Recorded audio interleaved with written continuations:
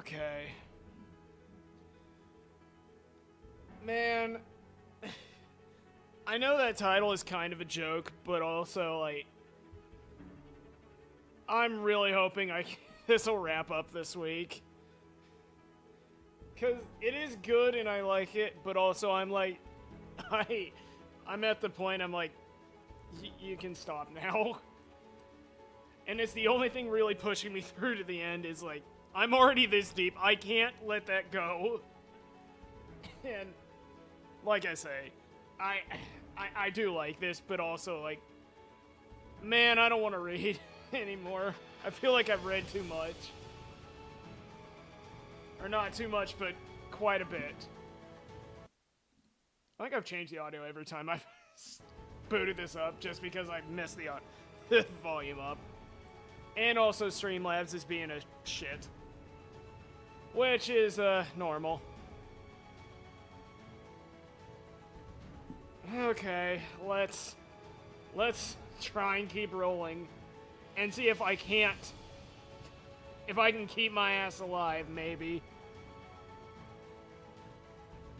Who knows?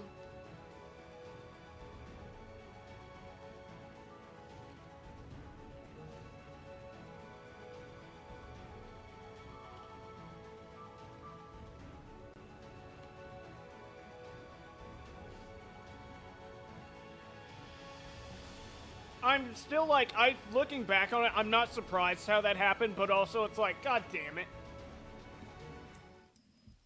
Okay. Alright.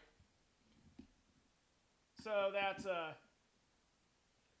the child might...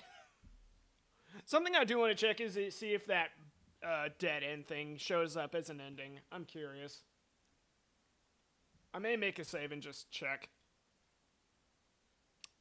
Why am I in the cellar?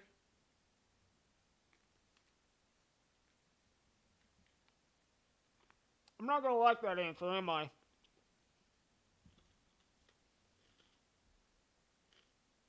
Huh. Hey, I think I know what's gonna happen. Call it a guess, if you will.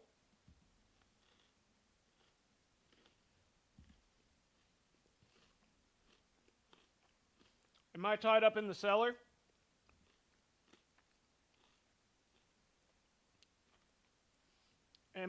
Did someone tie me up and throw me in the cellar? What's going on? Am I in the cellar? Maybe. Uh-huh. Yeah. My hands are tied up behind my back. Hey, who would have done that? What am I doing down here? I don't want that answer. Wait. Giselle? Giselle? Say something, Giselle. Cool. Hey, we're all alone. That's lovely.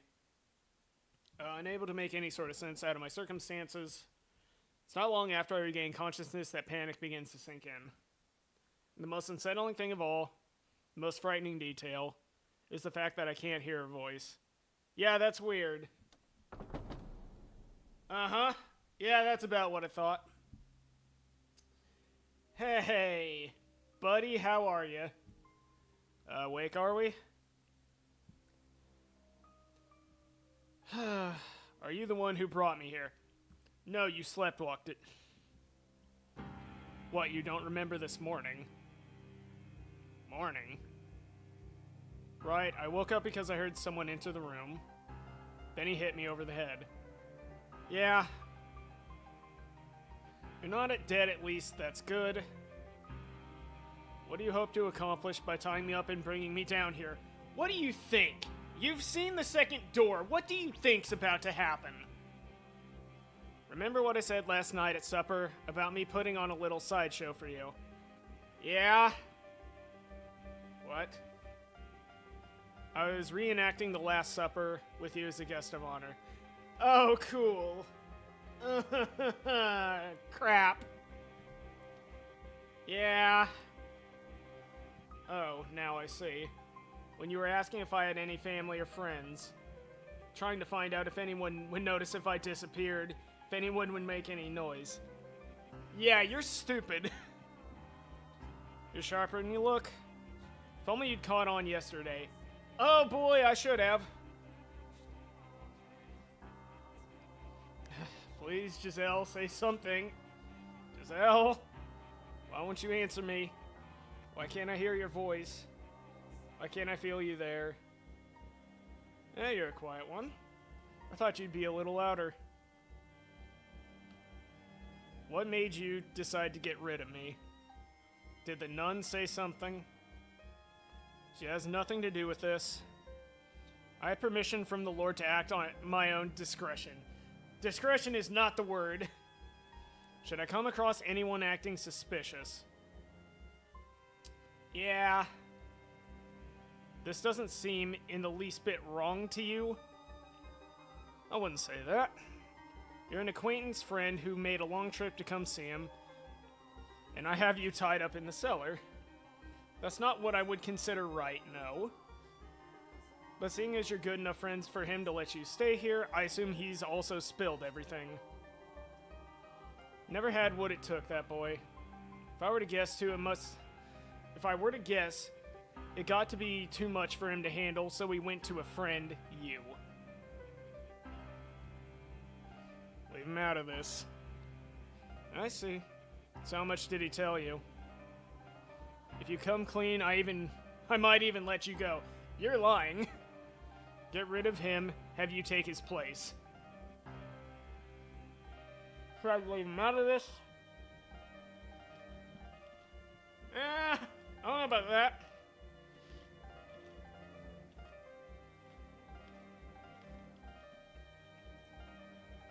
So you're determined not to talk, are you? What a loyal friend. He's not gonna listen, buddy. Listen to me? Listen, yeah. Hey, I don't like that face. Because you have a lot of talking to do. He's like, oh, right. He's not a good person at all. I don't have many chances to let loose. So I'll be taking as much time as I can get today. He says in an eerily flat tone of voice as he draws near, pausing between each step as to taunt me. When he reaches me, struggling to get off the ground. Yeah. He slams his heel into my shoulder. Not being able to use your hands makes you appreciate how much easier it is to stand up when you can, doesn't it? Hey, no one's coming to help, buddy. Help, someone please, help. Yeah. Don't waste your energy. No one's coming back this far. And the door's so heavy, your screams would never make it out. Yeah, but that's the least of your worries. Door to the cellar's been locked, and the only key is right here. There's no getting in. Cool. If you can run fast enough, you might have a chance of making it to the door and escaping. No, I don't. Want to test your luck. I doubt you can make it. Yeah, you're right. You're right. Puts the full weight of his body into his heel, pressing down on my spine. That ain't good. Turning my breath into gasping sputters. Gather together all my strength, but even that isn't enough to overpower him. Well, no shit. Now you're gonna tell me everything. What are you and the boy scheming? What's your end game? Who else is in on it? Yeah, that ain't good. I don't have many options here. What can I even do in the situation? Tell me what I want to know, and maybe I'll let you live. No, you won't. Guess I have no choice but to tell him the truth. Alright, fine, I'll tell you everything.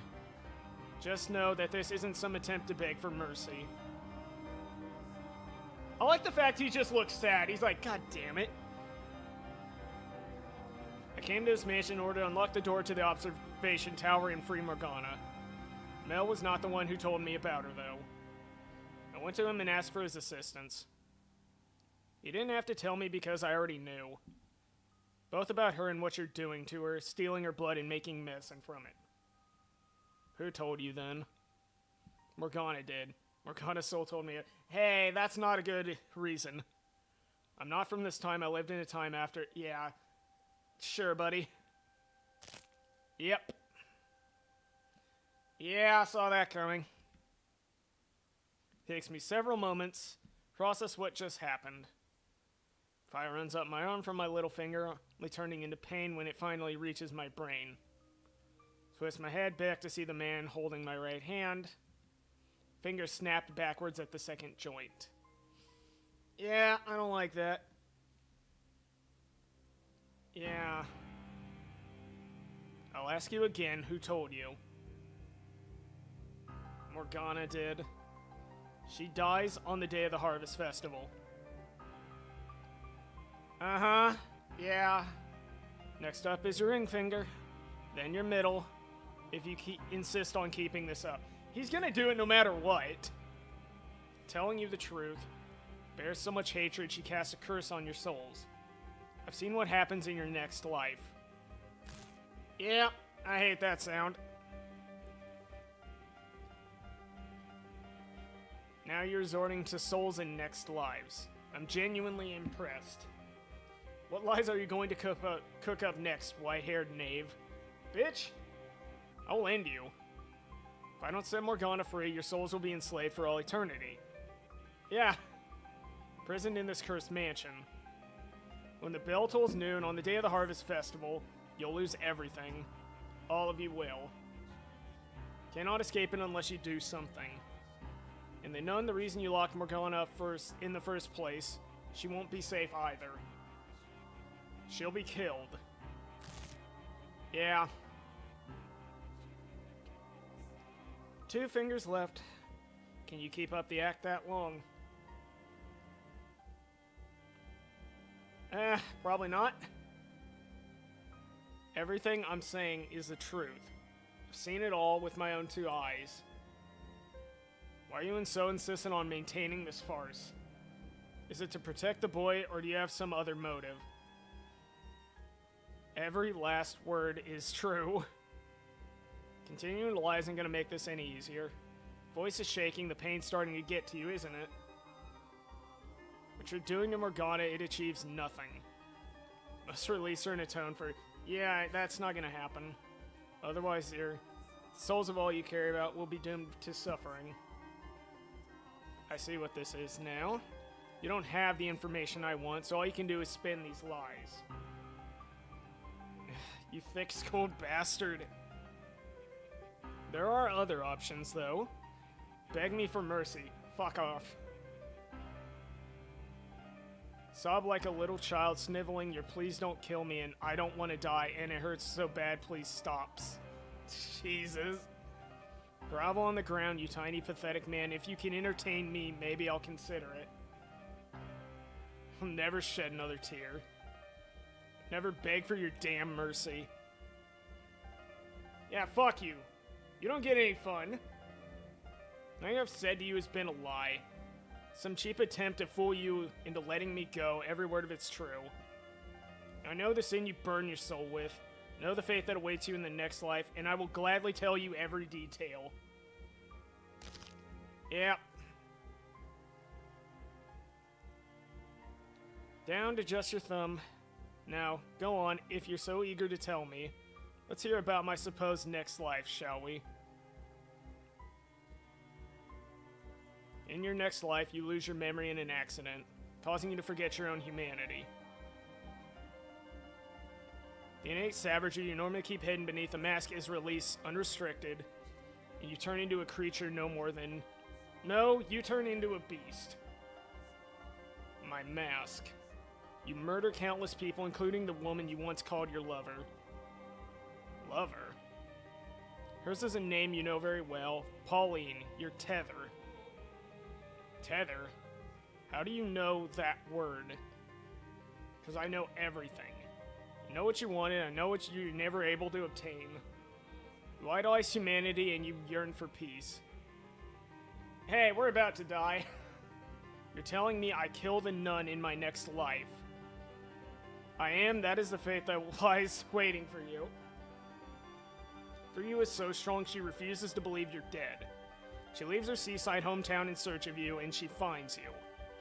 But you slaughter her. Did you say she lived in a city on the sea? In addition to her, you also lose someone else. A woman who tried to give you the peace you so desired, which eventually caused you to succumb entirely to instinct. Hey. Yeah. That's my good hand, you dick. Alright, fine. Now I know what you are. You're no mere seasoned liar. Some kind of evil spirit that deceives humans. You're peering into my heart, tailoring your lies specifically to manipulate me. Great, he's crazy now. I am not. I swear I've seen everything that happens.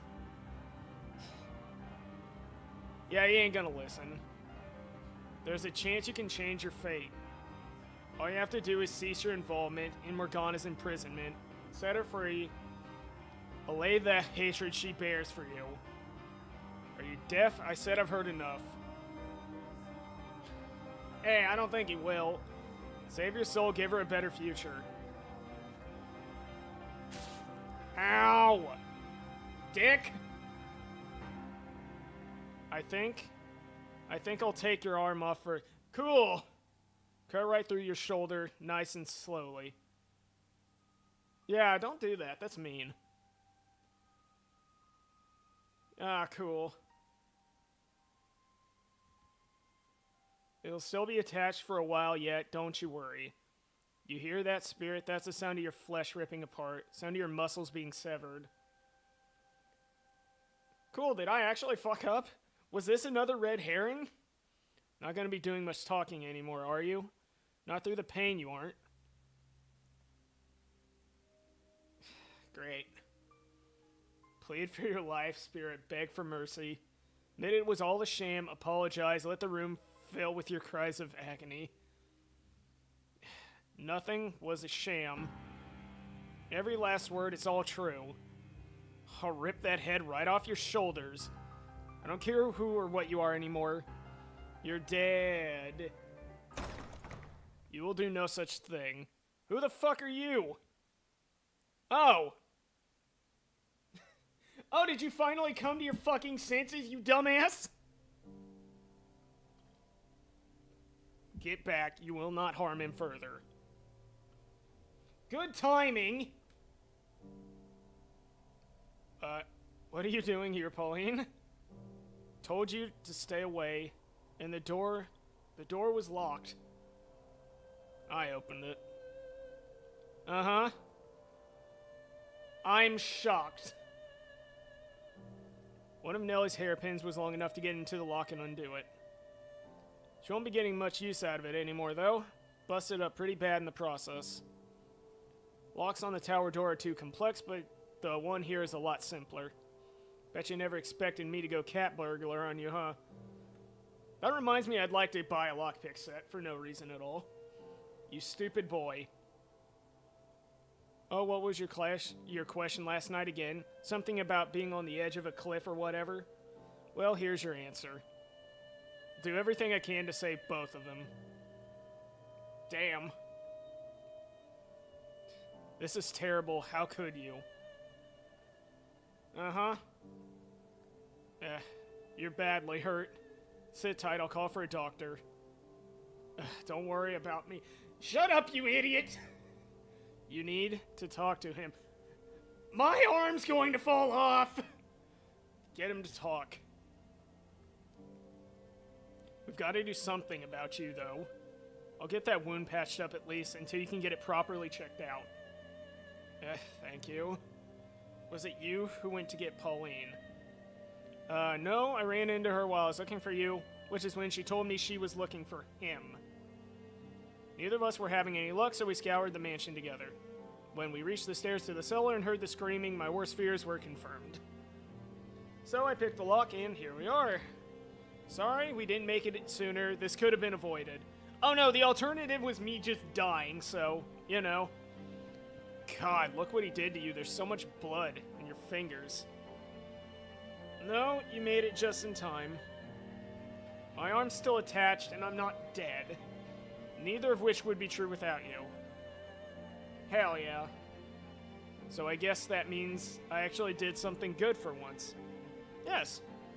Did something for someone other than myself. Yeah, that you did. Good job, child. I don't want to punch you in the face.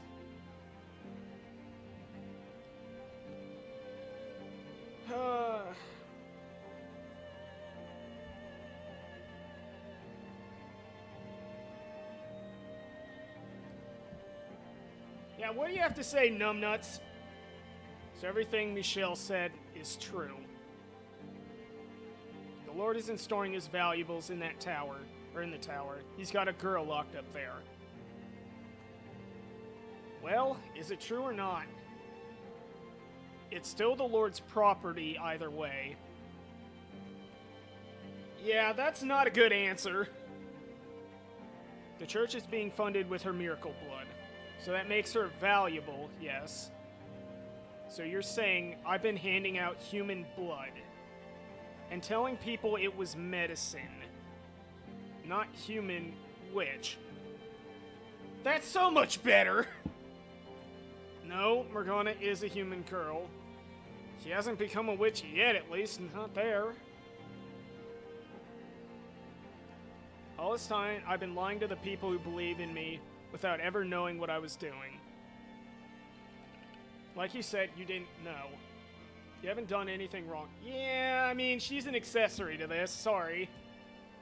Ignorance does not excuse sin. All the time I spent with you and I didn't notice anything wrong. That was the idea. You weren't supposed to notice anything. It's not your fault I deceived you. No, it absolutely is. It's unreasonable to think you should have been able to. All that, you did it to help me though, didn't you? Hey, why aren't you answering? Like a stupid little girl, I assumed it was out of the good of your heart. Never once stopping to think any deeper than that about where it was all coming from. Maria was right, I was blind. I was content to be pleased about the people I thought it was helping. I want you to do something for me. I want you to set this girl, set Morgana free. Please do not make your sins any greater than they already are. Oh, honey. But without the witch's blood, we lose the Lord's patronage and then the church. What good is a church that isn't actually saving anyone? That's a fair point. Actually, no. That's avoiding the point entirely. Duh, what do you mean? I just started, so we saw him get not killed, but you know, his one hand is completely busted and he's been given more than a flesh wound, let's call it.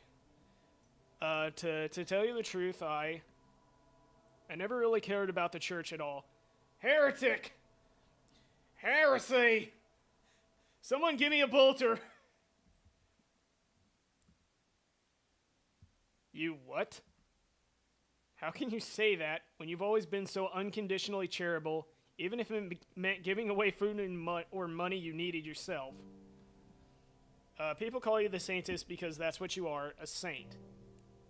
It's true, I do that. But the fact is, I'm no saint. I don't deserve to be held up as one, nor do I belong in that position. I'm just an ordinary girl. I don't know why. I saw something this week about Dawn of War, and I've had the itch to play Dawn of War. So I've been kind of messing with Dark Crusade in my own time. Just because I saw it and I got reminded of Necrons, and I love Necrons. Never wanted to be a nun, you know. I just didn't have any other options available to me. And I sure didn't have the confidence to make it out there on my own like Maria.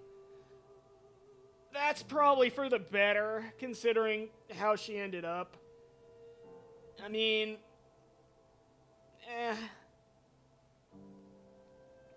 So I did as I was told. And to keep myself from thinking it was a mistake, from feeling dissatisfied with that choice, I put everything I had into my responsibilities to the church. My unconditional charity was rooted entirely in selfishness. The longer I kept it up, the harder it became to stop. Forgot what I really wanted. And what would that be? Oh, that was I felt pain for that man. Like, from him meeting Maria up to the end of that was... Oh, I felt for him. I wanted to give that poor bastard a hug after that. Like, I'm so sorry. A normal, happy life as an ordinary girl. In a city on the water. What? That's what you said your dream was for your next life. Right. Yeah, quiet life with the man I love. You might get that wish, in fact. Yeah, I felt for... That was... Man, Maria came back to being one of my favorite characters just from meeting her to that point alone. Like, holy shit. That got a fucking horrific amount of laughs out of me. Like, oh my god, it was so funny. That's what she said, wasn't it? That in her next life she lives in a city by the sea. That is correct. In your next life, Pauline, you are not a nun. Your an ordinary girl lives in a seaside city. Sweet, cheerful, energetic girl who wears her heart on her sleeve. You have both your mother and father, and yeah, I don't need to go on. So you believe me now? Oh no, there's a little bit of let me be clear. Fucking... The fact that after what Maria did in the door, and then recovering her character in this story is a fucking effort and a half, and I think they did it, and that's incredible.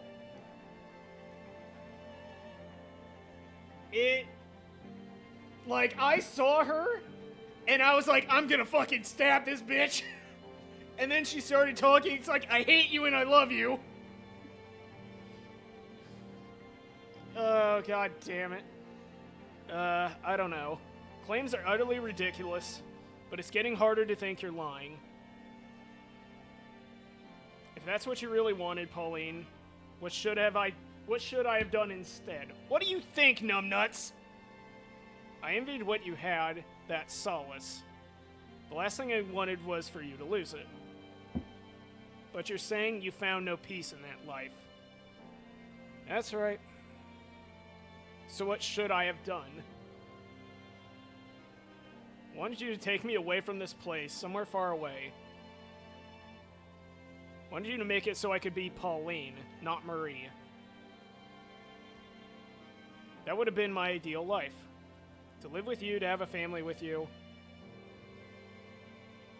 How? How was I supposed to know? Yeah, that's fair. You couldn't possibly have known, I realize that. And that makes me every bit as complicit as you. Set Morgana free. I'll be expected to pay for my crimes. Yeah, you sure will.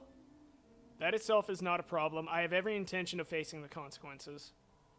But we have done terrible, gruesome things. What is the... We... She is a literal saint compared to you, you fucking asshole.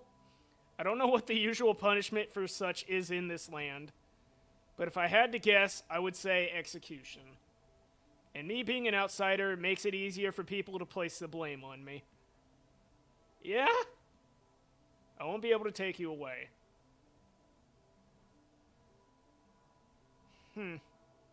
We'll find each other again in our next lives, okay? Okay. And as I'm sure you heard, my involvement in this conspiracy ends here. I'm glad to hear you've decided to take action. Sorry about your fingers and arm.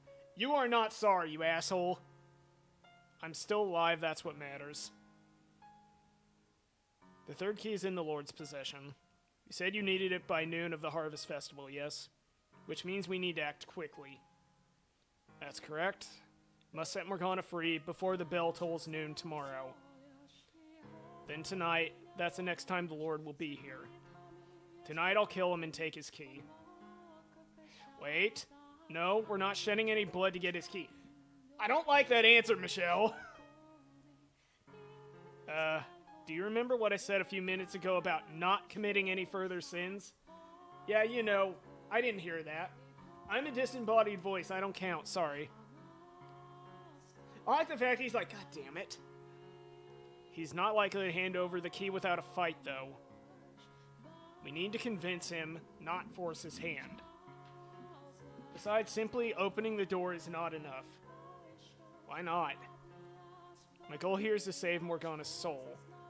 In order to do that, I need to pacify at least some degree of the hatred she bears in it. A hatred rooted in her perception of you and the things you've done to her. I need to change that perception. I'm not quite following. What do you mean by change your perception? For you and the Lord to tell your stories, to describe what happened from your perspectives. You want my perspective. I do.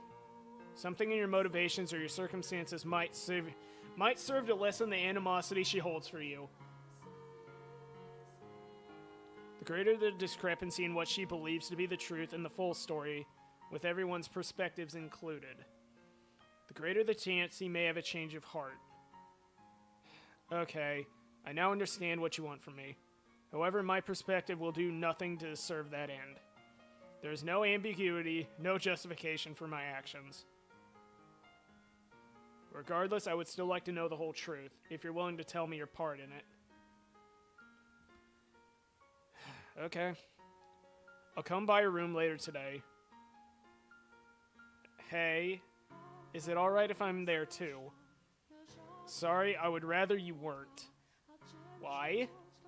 Everything you need to know, I've told you already. I captured a witch. No, I kidnapped a young girl for profit and imprisoned her in the tower. My motivation, as I said, was to keep your church funded. Those are the facts. The things I did along the way were brutal and inhumane. Oh boy, were they! I hope you can understand why I wouldn't want the woman I love to hear any of that. I understand. I'll see you again later in the day. I'll be waiting. Cool, I'm sure that'll be a lovely story where nothing bad happens. I should get going too. You're gonna need medication and something to get that arm dressed properly, and if there's anything else I can do, let me know. If you want to see a doctor, I'll find you the best one I can. I'm so sorry for ever doubting you. No, I understand. I'm glad you came at all. Me too. Well, see ya. Will someone sew my fucking arm up? I'm still bleeding, you twats! I'm kinda surprised. He's actually got a soft spot, huh? And I was sure you were full of it when you said the two of them had a thing going. What does she see in a guy like him anyway? She's got bad taste in guys, that's for sure. You're gonna get slapped. Just hit him. Just punch him once. I'm begging you. What? What's with that look? Just admiring your rather inappropriate remarks. Sorry. I was just so relieved it kinda came out. It's okay. You almost got a smile out of me. I've never seen you smile before. I blame being relieved, too. Now, would you mind helping me get back to my room? Sure, no problem. My shoulder's all yours. You know, you really are something else, Michelle. I could hear you through the door as I was getting it opened, and honestly, I'm amazed you were able to stand up to him like that. Yeah, I don't know about that. I don't want to get my hopes up too high just yet, but I'm starting to think you might actually be able to do something about the Lord. Yeah, I don't know about that. That's reassuring. Thank you. Sure. Anyway, let's get going. You should get as much rest as you can until he shows up. Well, I mean, you should be going to see a doctor with those wounds. Yeah. Oh yeah, Nellie's been worried sick about you all day. Just give me a thing of whiskey and get the sewing kit. I'll have to tell her not to pounce on you because I'm sure she'll come running as soon as she hears we found you.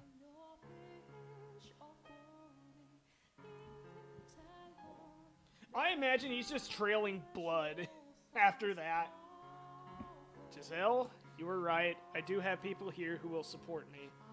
People who are grateful for me and who show concern for me. But you have to know, Giselle, that it's your voice I want to hear more than anyone else's. Why can't I not hear you? Why can I not hear you? Where are you, Giselle? I'm not gonna like that answer. It's almost sunset. Looks like the snow didn't stick. Couldn't actually see the snow last night, could you, Giselle? Was that when the lights started fading from the sphere of darkness encasing you, or had it been going on even longer than that? Why didn't you say anything? Not a word. I don't believe you're gone for good. You're still out there somewhere. I know it. And I will come for you. I swear it.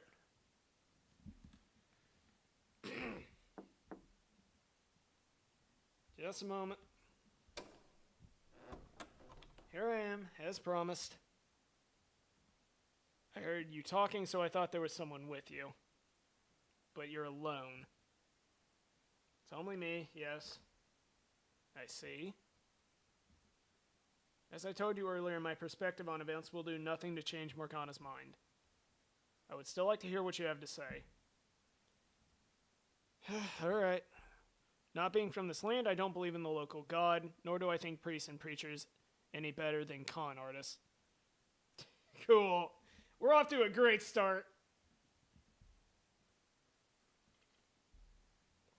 Where did that come from? What I'm trying to say is if I give a confessional, it won't be to another human. Huh? You're an angel. Excuse me? I like the fact that even he's like, are you fucking... Yeah, come again?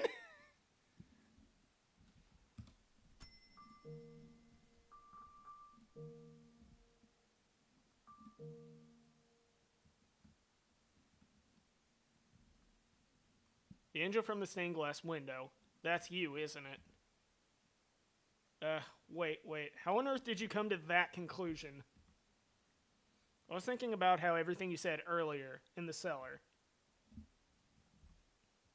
The fact you knew about Morgana, the fact you could see into my heart, and in particular, all your talk about saving people's souls. Salvation is not man's job.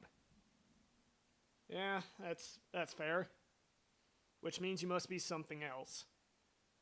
I will tell you everything. Every foolish mistake, every terrible crime. And in exchange, I would like you to tell me what I'm going to do next to lead me down the path I am to take. I terrify myself. With every passing day, my ability to tell what direction I'm supposed to be heading in dulls. So after I tell my story, I want you to do that for me. Please, will you show me the way? I can no more decide the path you take than you. You saw into my heart. Oh, great. If you were here, you would encourage me to agree to his request, wouldn't you? Okay. I can't guarantee that anything I'll have to say will be of use, but I will do the best I can to lead you in the right direction. Thank you. Now, before I begin, there's one thing I need to clarify. I am not in love with Pauline. Huh? She does play an important role in my life, though. That much is true. She's your tether. Exactly. I suppose you could say, admire her. She is everything I am not, everything I cannot be. Is that something I should tell her, you think? That I don't love her, that I'm incapable of feeling love? Probably not. Should I tell her that knowing she genuinely loves me? Dude. My instinct tells me I shouldn't. I know very well I'm lying to her. There are circumstances in which a lie is preferable to the truth, are there not? With that said, I'm ready to begin. You have my full attention.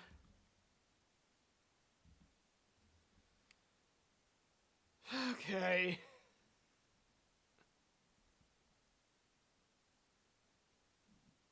As you know, I am not from this land. The issue is, I don't know any more about where I came from than you. I remember the Silk Road stretching out before me as far as the eye can see, clouds of dust wisping across the bare dirt trail. That endless expanse of red earth remains branded into the very fabric of my mind. But beyond that, most of my memories are gone.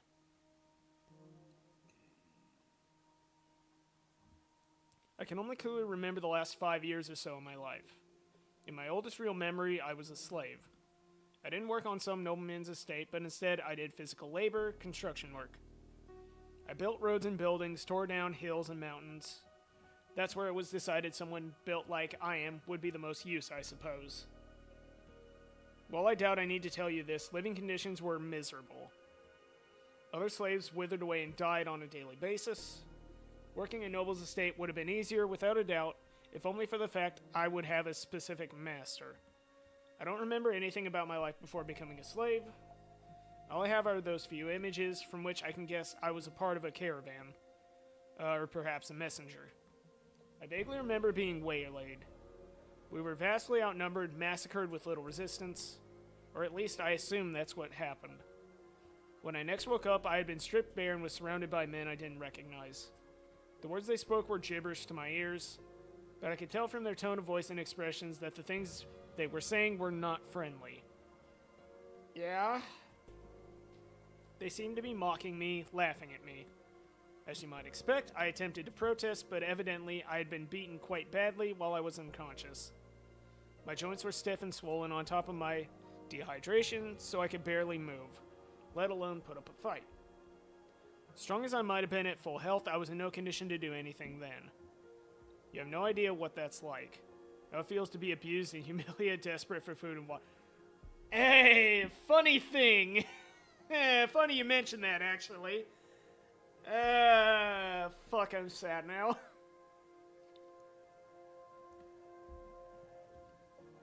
Oh, I see. So as I was saying, I was a slave for one grueling, torturous year. No one treated me like a human being. There was no one from the same part of the world as me. And there was no one to come to my aid. Over time I came to learn their language.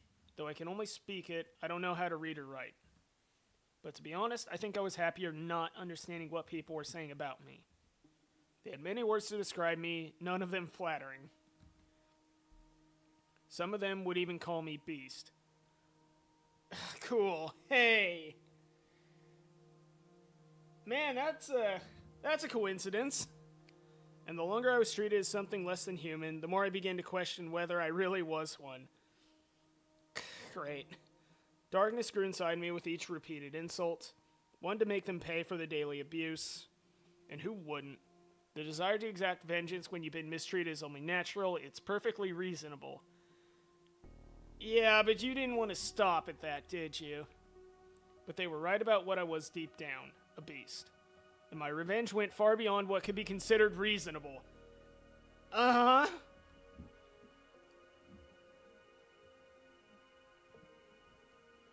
4 years ago, I was sitting in a carriage as it rattled along a dirt road. This was not the kind of carriage you rode around town in, but a filthy slave transport. Oh hey, I wonder who's in here. It was packed from front to back with slaves, or soon-to-be slaves, I suppose I should say. There were men, young women, and even children. Everyone wore a look of hopelessness on their faces, and no one had the strength left to resist. They looked like me a year earlier, deprived of food and water and beaten into submission. The slave traders' guards were armed, of course, swords hanging from their hips, ready to cut down anyone who showed any sign of resistance. So they sat there, lamenting their fate. Uh-huh. Sitting beside me was a young girl crying in silence. Glancing over at her, I caught a glimpse of her face. Large chunks of skin seemed to have fallen off it. It was, suffice to say, an unusual sight. Ah, great. But beyond that, I didn't think much of it. I didn't find it disturbing or unpleasant, perhaps because I had a similarly unusual appearance. What caught my attention, though, was the way she was crying. I'm not sure how to describe it, but it seemed different somehow from everyone else crying in the carriage. It was almost like her tears were not for herself. Why are you crying? At my question, the girl turned her head up to look at me. Surprise crossed her face for a few brief seconds, but that was her only reaction to my appearance. I assume her thought process was roughly the same as mine, so she felt no need to fear me. After a moment's hesitation, she said, "I'm sad because I didn't get the chance to show my gratitude to people very dear to me." Her response perplexed me to no end. Why was she concerned about showing gratitude? Why was she not despairing her own circumstances? Why was that the emotion that gripped her in that moment, not hatred for the slave trader or sorrow for herself? To this day, I still don't understand. But that wasn't the only thing I found curious. Her voice, despite being soft, cut through the crying and wailing of the other slaves. I pictured it like a single patch of clear water in the middle of a swamp, untainted by its surroundings, gently undulating. One sentence was all she said, but there was something unbelievably calming about the sound of it. For a moment, I was filled with a sense of tranquility. And though you may not believe it, I wanted to get her out of that filthy carriage, to undo the shackles threatening to taint her. And so I took action, driven by that desire. This is no lie, I promise. No, it sure isn't. Yep. Uh-huh. What? Kill you? If you insist. Please, you can have all my money. You can go free if that's what you want. I'll apologize anything. Huh. What? Why are you laughing? Please spare me. Huh. So, is it gonna get redder? I have a wife and children, please. I'm begging you. And why should I care? Holding a sword in my hand felt amazingly right. Whatever work I once did must have required me to use a blade. Even with the shackles still around my wrists, I had little trouble slaughtering the slave traders and their guards. They let their guard down because we were restrained. The thought of anyone resisting never once crossed their minds. Dead bodies sprawled out around me, corpses I had made, lives I had snuffed out. Look at this. See? No one can defeat me. They stood no chance against my strength. And then he goes crazy. Yeah. More. I need more. I need more. I don't have the words to describe the high it gave me killing those men, the power I felt over them. I was driven mad by the stench of blood filling the air. No, it just drew out what was always there. If I weren't already deranged, the corpses would have had nothing to stimulate in the first place. Hey, so what'd you do after that again? After taking the keys off one of the slave traders, I returned to the carriage, doing my best to act calm and suppress the bubbling exhilaration. Hey, you, unlock my shackles for me.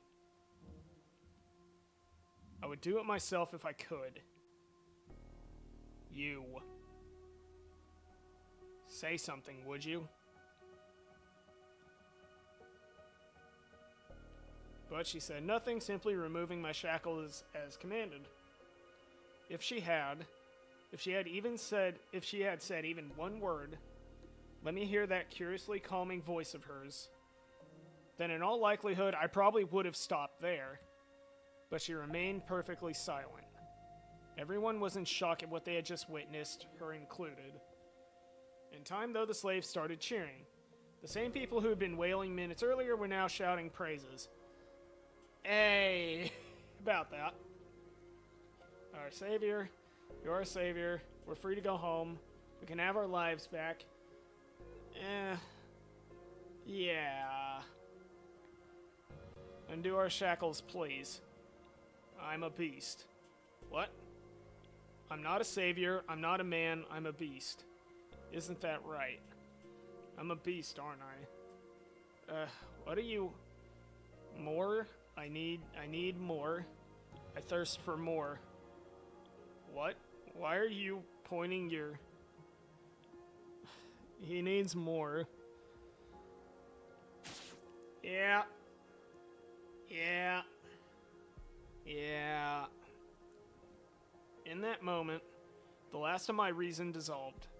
I went into a frenzy, slaughtering the helpless slaves I had never intended to kill. I was euphoric. I couldn't get enough. I reveled in it. Never before had I felt such utter ecstasy. The cries for mercy as I ripped through them were delicious.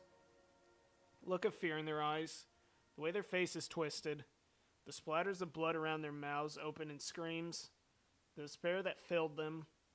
I didn't care anymore that they were just as much victims as me, that they had suffered the same abuse and humiliation. All of that was buried beneath the waves of bliss that ravished me.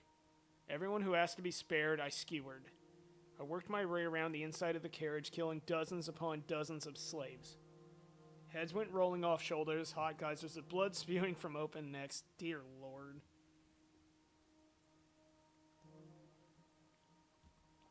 I was practically wading through blood by that point. Some bodies I completely dismembered. Others I disemboweled, leaving their entrails to hang out of their open guts. All of them had looks of agony frozen onto their faces as death took them.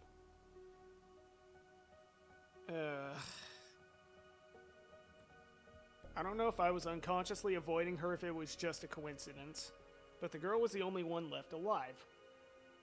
That's wonderful. She, of course, hadn't been spared the mess, so she sat there drenched in sticky red gore. Her lips appeared to be trembling, though I couldn't tell for sure with so much of her skin missing. The fire inside me still burned white hot. She was the reason I had done any of this in the first place. I had stood up because I wanted to set her free. But my original intentions were long since gone from my mind. Raw pleasure overwhelmed any sense of reason.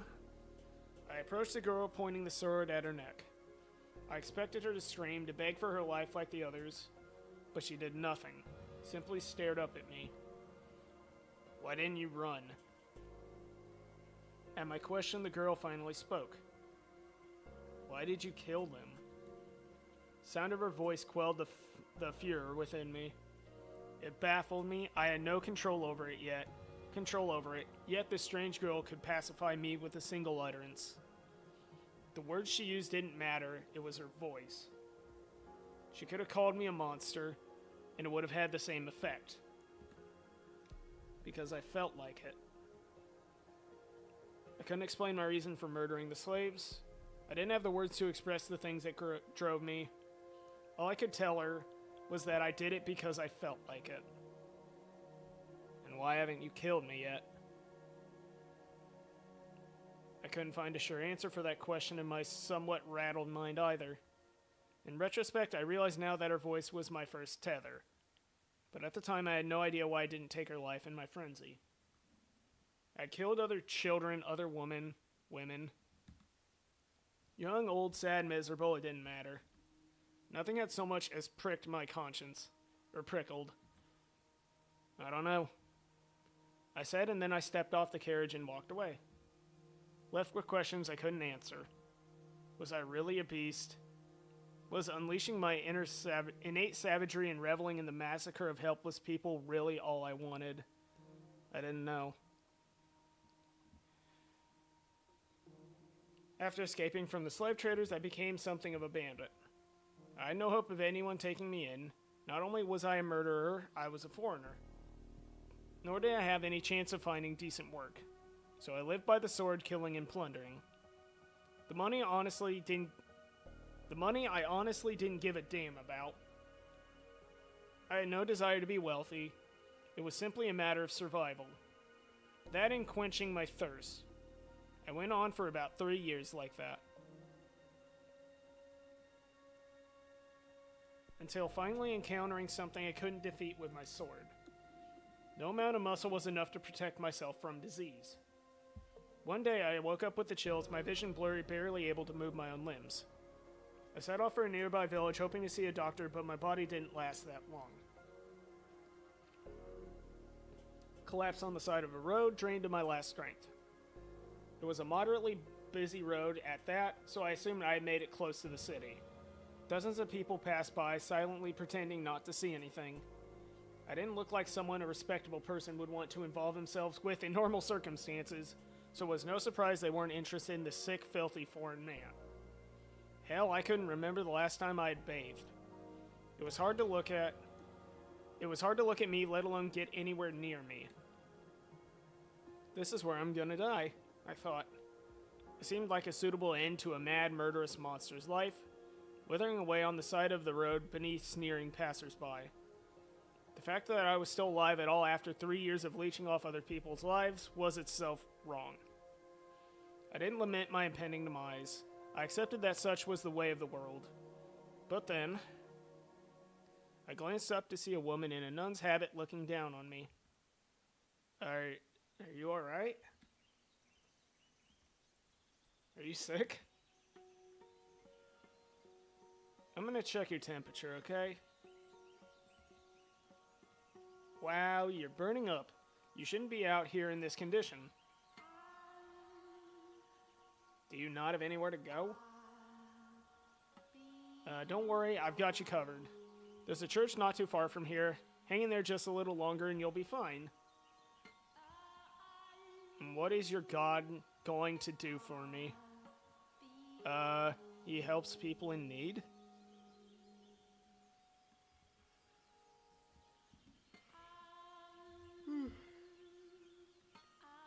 It's not very big, but we always got room for people who need it. You can rest up in one of the open beds, and I should be able to get you a little something to eat. I promise it'll be better than staying out here at any rate. Can you stand? Not a problem. We can do this together. Put your arm around my shoulder.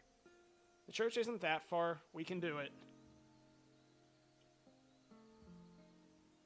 You are going to carry me.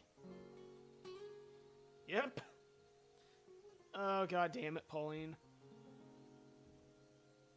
It'll be fine. We'll make it one way or another. Fuck, I feel bad for her more. She's trying her best. Almost. We're almost there. Just a little longer. I'm heavy, aren't I? Very, very heavy, but that's not a problem. I can do anything if I put my mind to it. God damn it, Pauline. Just throw me in a ditch. Now, God doesn't like his children talking like that.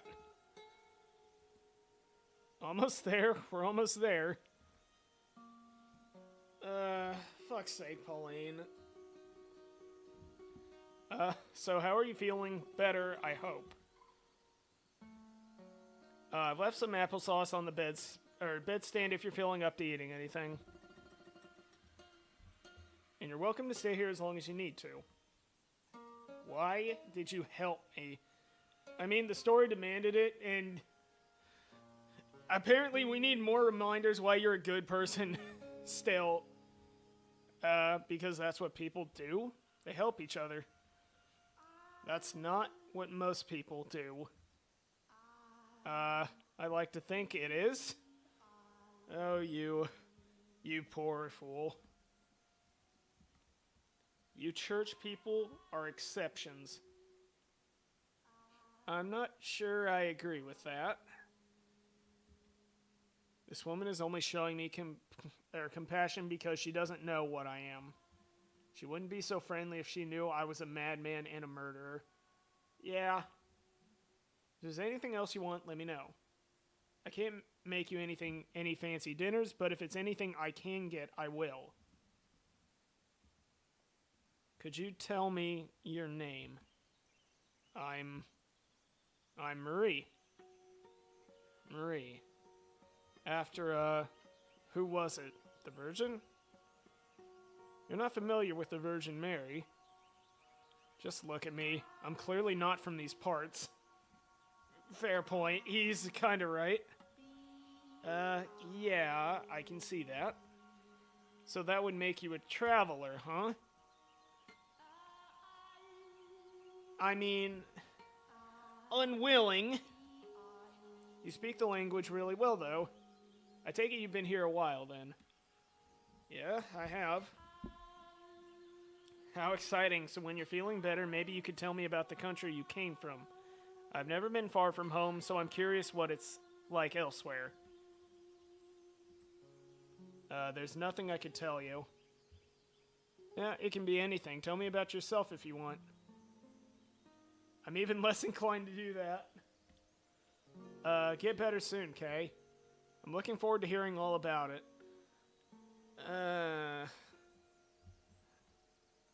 I'm not sure there's anyone out there more deserving of the Virgin Mary's name. What was that? Your name, it suits you. Oh no, not at all. I'm incredibly flattered to hear you say that, but I hardly live up to the name. What's your name, by the way? I have no name. You don't? If you want something to call me by, you can choose a name for me. Anything you want. I am nameless. You give me a name. God damn it, we adopted... She adopted a murderous puppy. I think you should be the one to choose your name. I'd be more than happy to help, though. But you should go with the name you think is best. I see. Well, I should get going. I'll be around, so if you need anything, just holler. Bye then. How am I supposed to choose a name for myself when I don't know anything about me?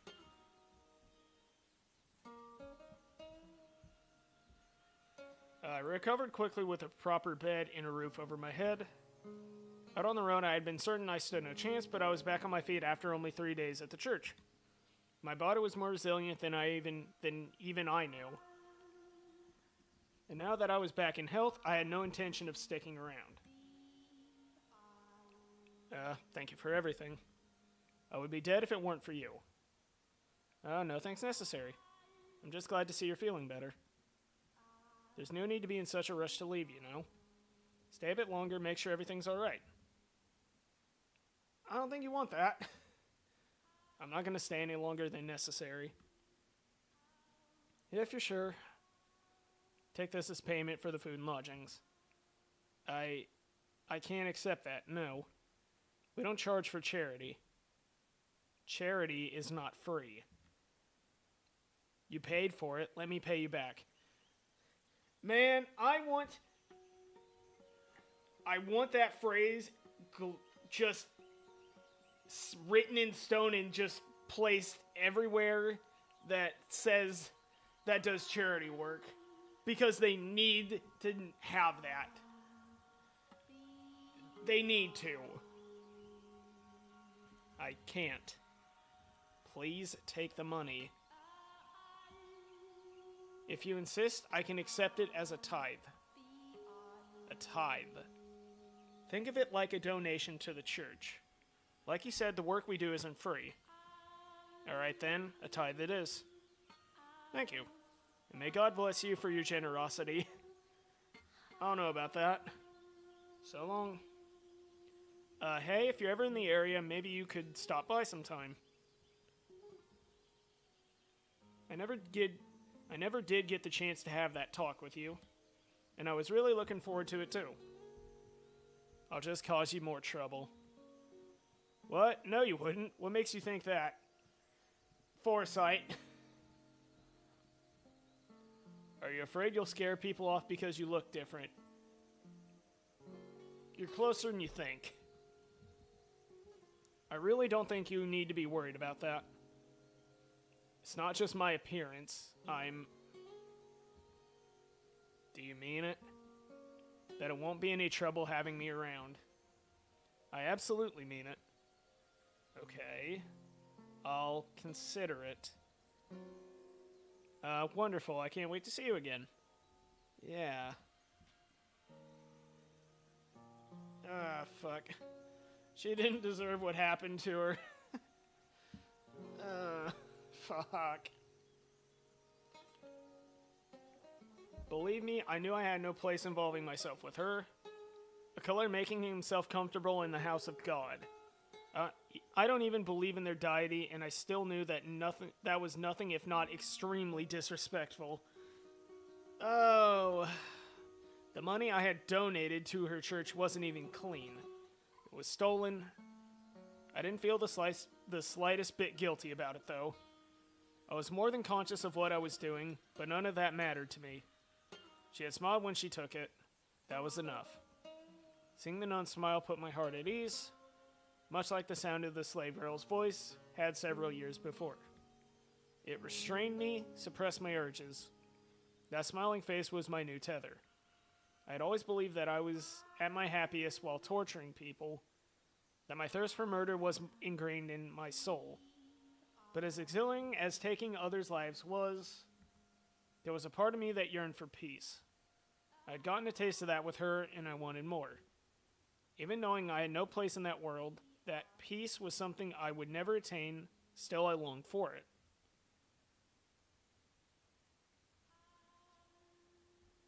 It started... God damn it. It started with brief visits every few months. In time, though, their frequency began to increase. Soon it was once a month, then twice, then once a week. The length of my visits gradually grew as well. Every time I showed up, the nun greeted me with a smile, quenching my thirst without the need for blood. The more we met, the more I endeavored to be a normal man around her, or to play the part of one. I thought that if I acted like there was nothing wrong with me, then I wouldn't be out of place at her side. I wanted... God damn it. I wanted to feel like I belonged in that peaceful world where she lived. Fucking drainage.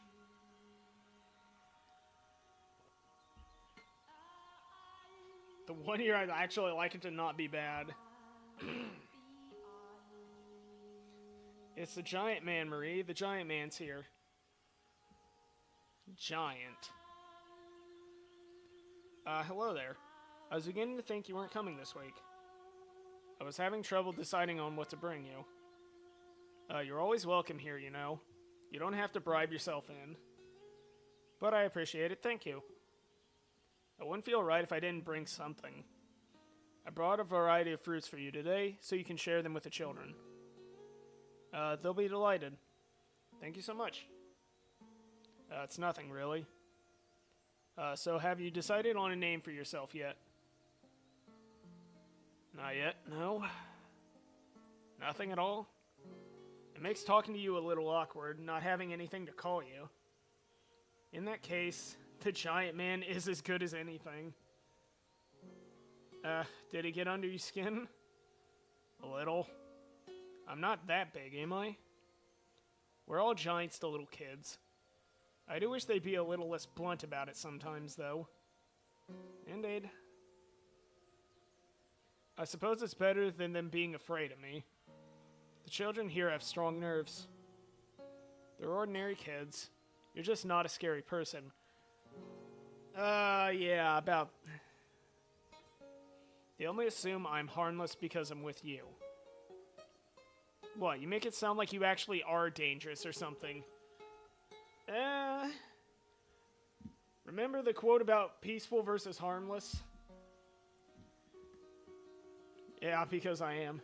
You can only be peaceful if you're capable of causing great amounts of harm. Otherwise, you're harmless. Don't get worked up about it. The only thing different about us is our race. Everything else is exactly the same. Oh boy. I'm not so sure. You must have had some pretty awful experiences because of your experience then, to make you so concerned about it. I wish I could say I understood your pain. That's not necessary. But if I could, then maybe I'd feel a little closer to you. You don't want that. Sorry. If only I could even be half the same race as you. You have nothing to gain from being more like me. You don't think so? I think there's a lot that would be nice about it. I'd probably have really pretty black hair at least. Oh, is she a blonde? If I'm ever reborn, I'd like to be more like you. Fuck. Why are you so obsessed with being like me? I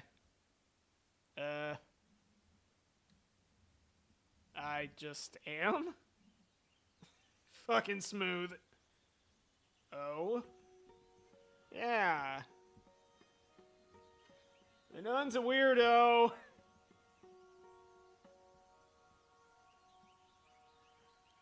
That was about the time I started noticing the feeling she had for me. First, I thought I was simply being egotistical. There was no way a woman like her would be interested in a man like me, but I couldn't think of any other explanation for the way she looked at me. Back then, I believed I loved her too, and that if we could be together as man and woman, that I would finally be able to attain the peace I so sought. That I could wash my hands of the killer within me, defeat the urges once and for all. That I could step out of the darkness I had lived in for so long. That I would be able to see the light. That I would be able to experience love like any other ordinary man. So in the name of that hope, I took action. That foolish, naive hope. Crap. What are we doing out here so late at night? Sorry for asking you to meet me on such short notice. I hope it wasn't too much trouble sneaking out. Certainly wasn't easy. So you had something to tell me? What I'm about to tell you, every last word is sincere. And then once you've heard me out, I want you to turn me down. What? Over these past few months, I've come to at least somewhat understand the responsibilities and restrictions placed on you as a nun. But even ignoring the obligations you have, I know good and well I'm not a suitable match for you. Which is why, as I said, I would like you to turn me down. I still want to hear it. Damn it, Pauline! He's just like, God damn it, you're gonna make me do this. Yep. Fell for you the moment I first saw you. I know I don't deserve to be anywhere near you. Every time we meet, I desire, yeah. It's out of my control.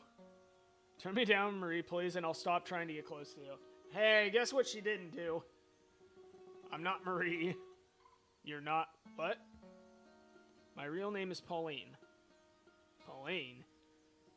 Marie is my baptismal name. It's not the name I was given at birth. Okay. Yeah. In the moment I first laid eyes on you. I know it's forbidden. I don't want to be with... Well, see, it all works out. You don't have to be a nun now. It's all good.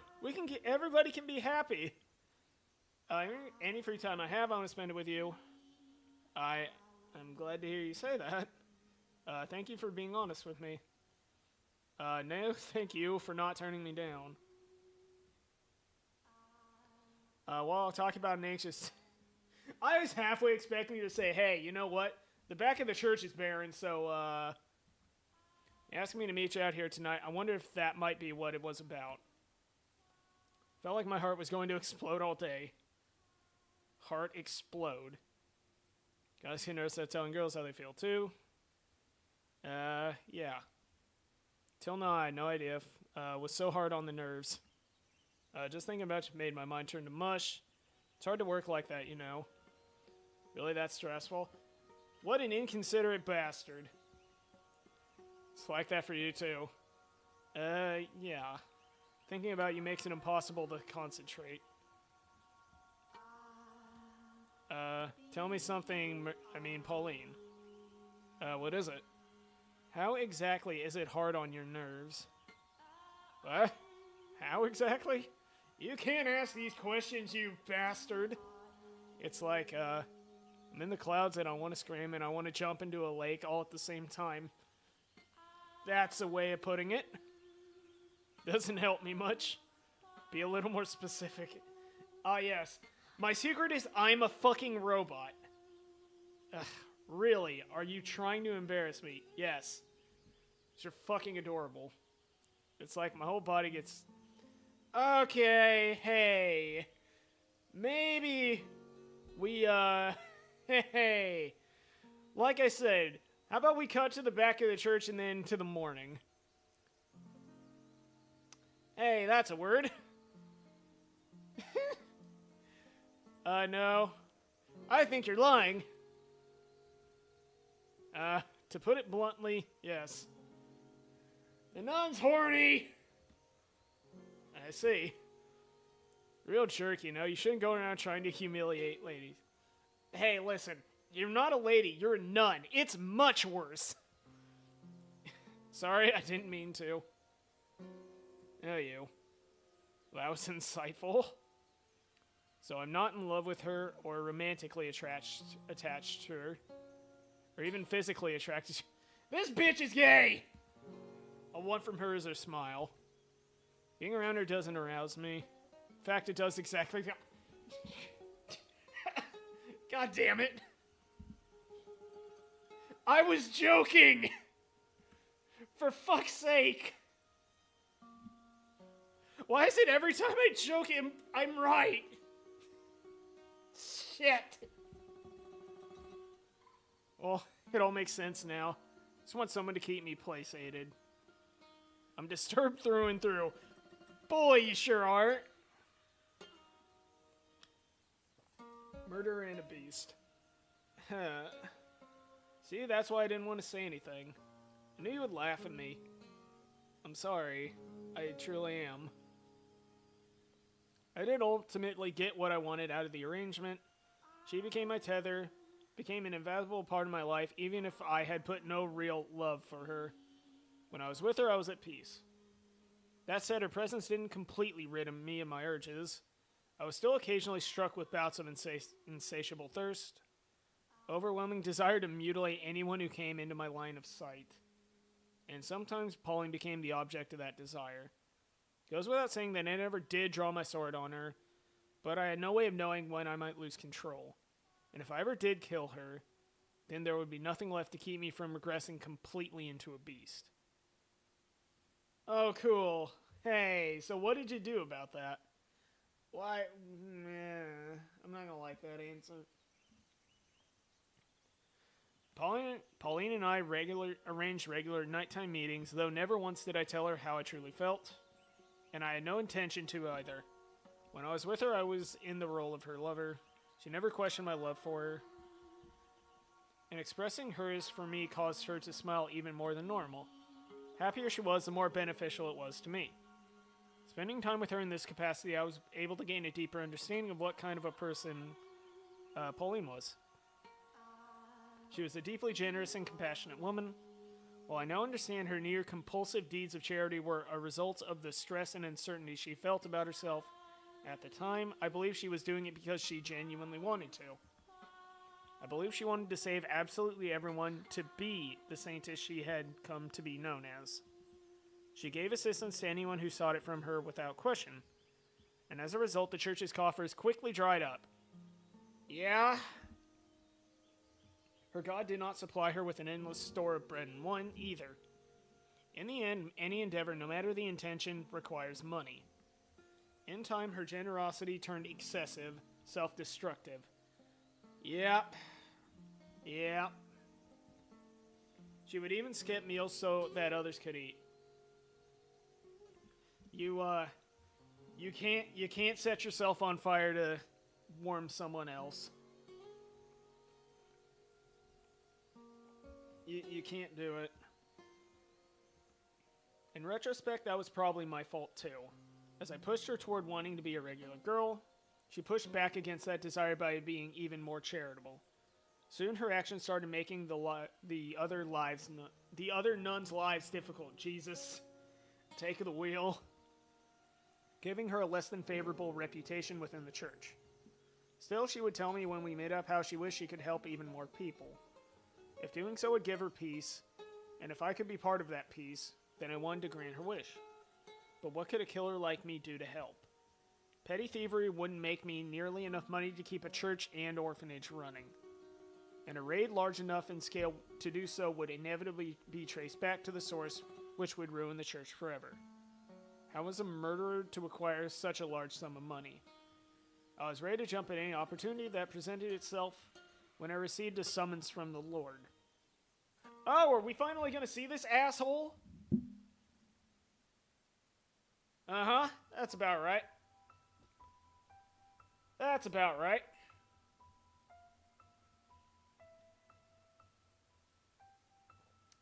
Okay. I take it you're the Oriental man who's been seen buzzing around a local church of late. When I first saw the Lord, I was surprised just how young he looked. There couldn't have been more than a couple years difference between us. I'd envisioned him as an elderly, or at the very least a middle-aged man. That would be me, yes. What of it? Who do you think you're talking to, you impudent rat? Show some damn respect. Cool, he still has his mannerisms. Apologies, I'm not very familiar with the local customs or language. Very well then. You're fortunate I'm such an understanding man. Now, for the reason I called you here. You're the one who killed that cart full of slaves 4 years ago, aren't you? So you know about that. I wasn't sure it was you, but now I have confirmation. Hey, we can kill someone. Yeah, you slipped up. Since then, one slave of Far Eastern origin has remained unaccounted for. I take it that would be you. That's right. You made one hell of a mess out there. Am I here to be punished? That depends on how our talk goes. If you think I'm going back to being a slave, you're fooling yourself. I don't need any more damn slaves, and I certainly don't want you as one.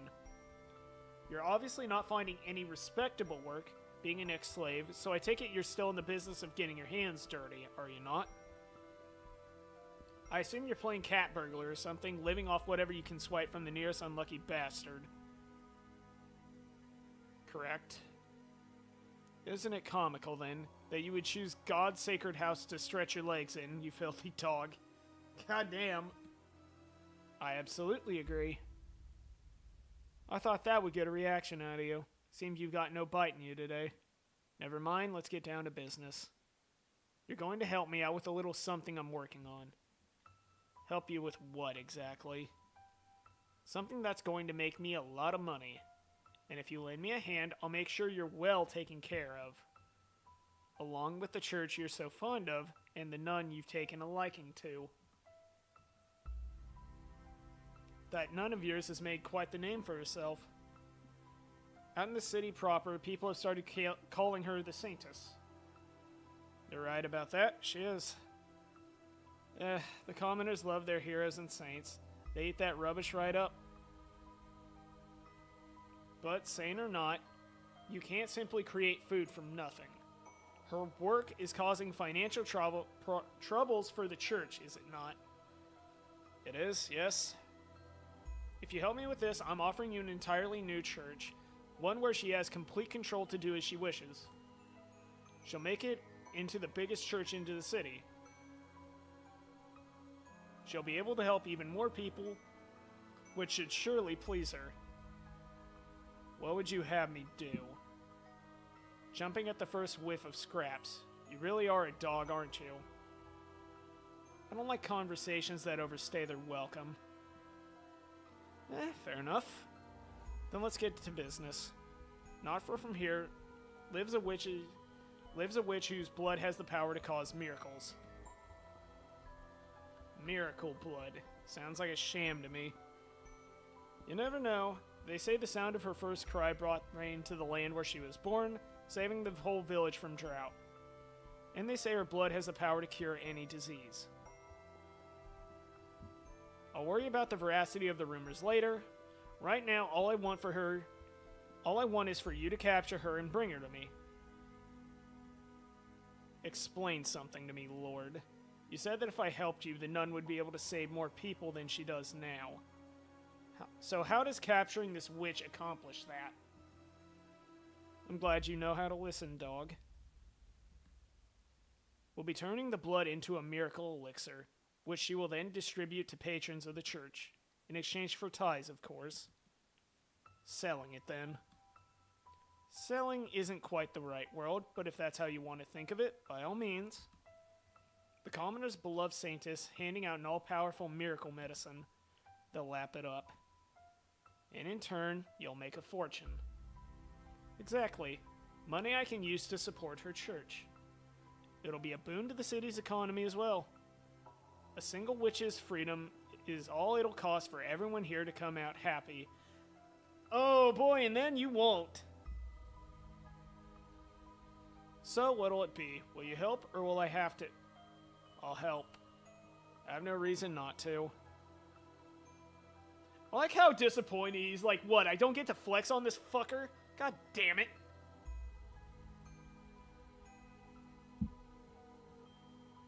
Decisive and a good listener. Excellent. Once I've captured the witch, where do I take her? I have a mansion set aside where your nun can run her church.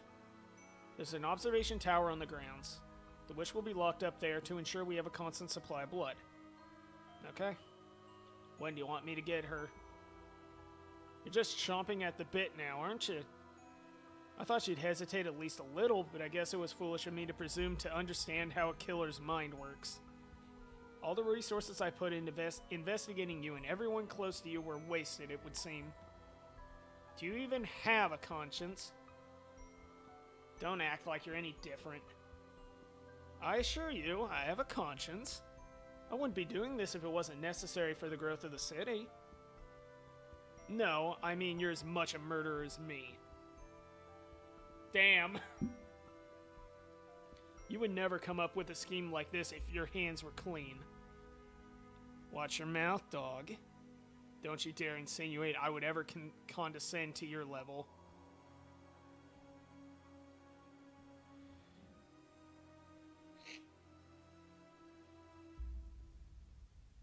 So, I agreed to the Lord's terms. A couple days later, I made my way out to the location the Lord had given me, a small cottage by the lake where the witch was said to live. I had been instructed to take her alive, but not that I wasn't allowed to harm her, so my plan was to force my way in and immobilize her as soon as she opened the door. The Lord was right. I didn't have anything resembling a conscience. I was too far gone to be bothered by the prospect of disabling a witch. Not even the fact that I had found a degree of solace in my relationship with Pauline would change that.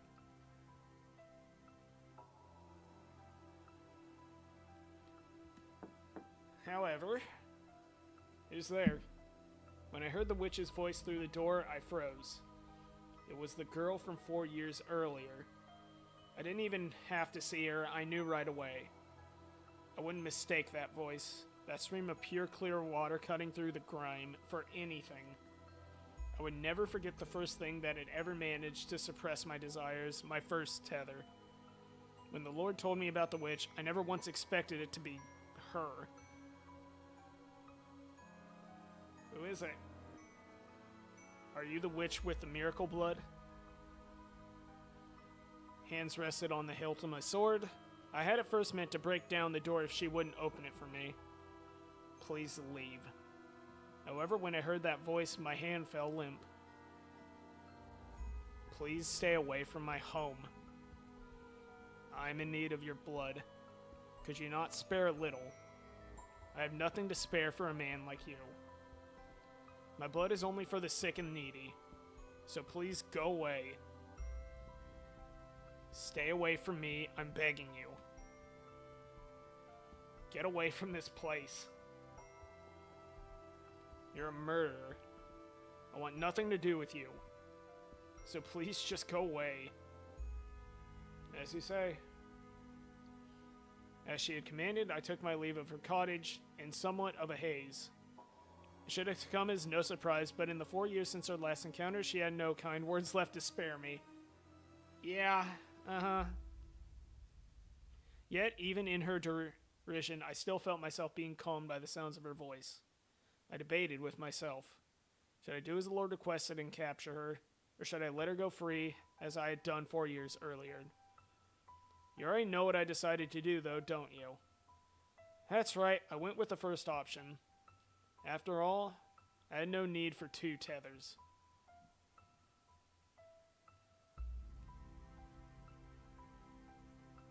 While breaking down her door was still an option, the witch was wary of me. If she were to somehow manage to escape, there was no saying how the Lord might react. So I stood watch, waiting for her to step outside. The problem was she never opened the door. It wasn't just me. It seemed she was wary of everyone.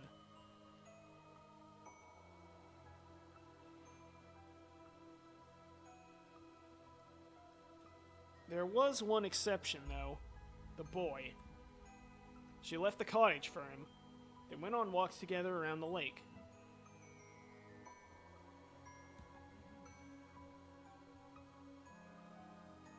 It's been a while since we last went on one of our walks, huh? I haven't been sleeping much, taking care of Nellie. Is her condition worsening again? Yeah. Rest assured, I will give her my blessing as many times as she needs. Thanks. I really, really appreciate it. The weather's kind of not that great today, huh?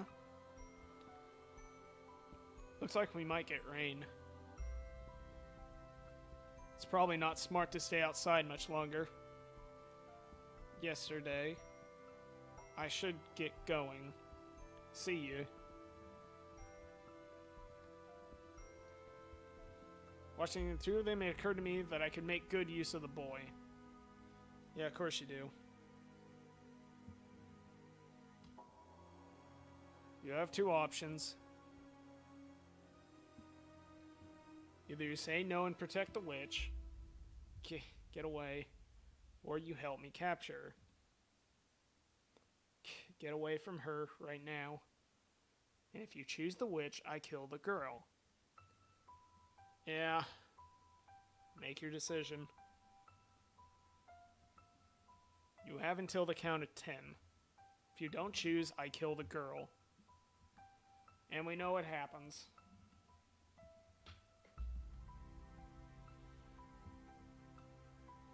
Uh-huh. Okay, I'll do it. I'll help you. Get your sword out of her face. Don't kill her. I thought you'd hold out until the last second. Well, what are you waiting for? Let's get going. Get moving. You pitiful little boy.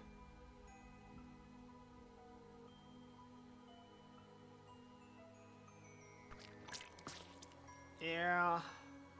Yeah.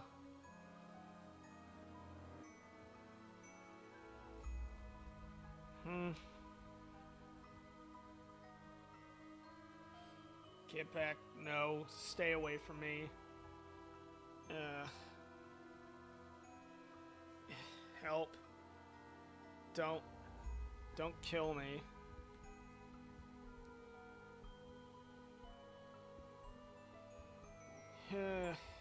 Take it. What? That's your share. Should last you long enough. What? Why? Why?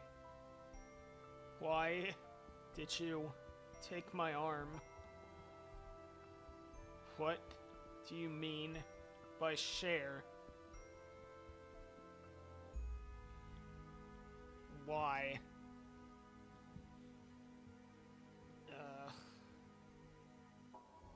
God damn it. My arm. Yeah. My arm. My arm. Put me down, please. Help. Someone please help. Which, with the miracle blood, had regressed into an ordinary girl, and she cried in pain like a small child. She is a small child!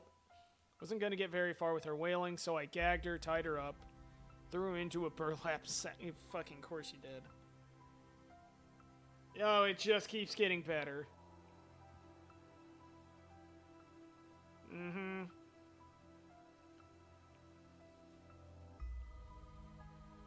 Nothing personal, I just need your blood. Without it, she'll lose her church. She needs the money. I needed some way of getting enough money to keep her church running. So the Lord made me an offer.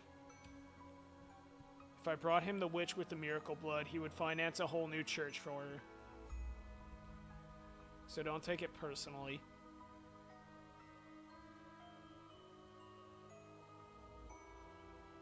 Toss the sack into the cart I had waiting outside, then my way into the mansion as per the Lord's instructions. Two of us then locked the witch in the observation tower. When I told the Lord I had used the boy's bait to get her to open the door, he gave an exasperated sigh and said,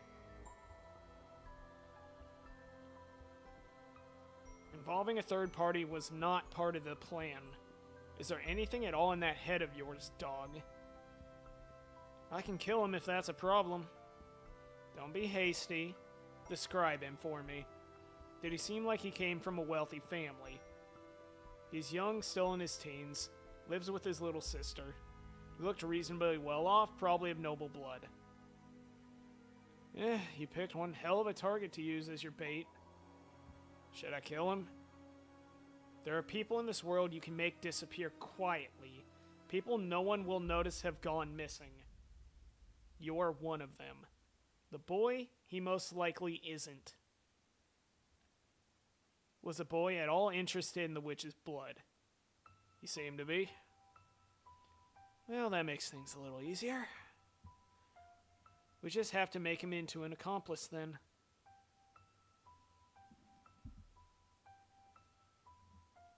That's everything up to about 6 months ago. You know what happened next, I presume. I threatened Mel, forced him to join us. He needed the blood for his sister, but even without that excuse, he didn't have the courage to run. Me, on the other hand, I involved myself of my own will. I had no reason to try and get back out. In fact, being put in charge of one of the three keys gave me an excuse to meet up with her more often. The arrangement was quite beneficial to me, or for me. Hey, I heard the news. You were selected to be part of the Lord's personal guard. Now you've got it made. Congratulations. You exaggerate. It's nothing. Oh, now, no need to be humble. He wouldn't have picked you if he didn't really trust you. Yeah, that's what it is. Everyone around here just know how hard it is to earn the Lord's trust. If you say so. It hasn't been easy for him, I hear. He only assigns those he really trusts to work so close to him. I hope you're right. He trusts you, I'm sure of it. I certainly can't tell her the real reason I suddenly became his guard. And I've got some more exciting news too. The Lord sent a messenger for me earlier.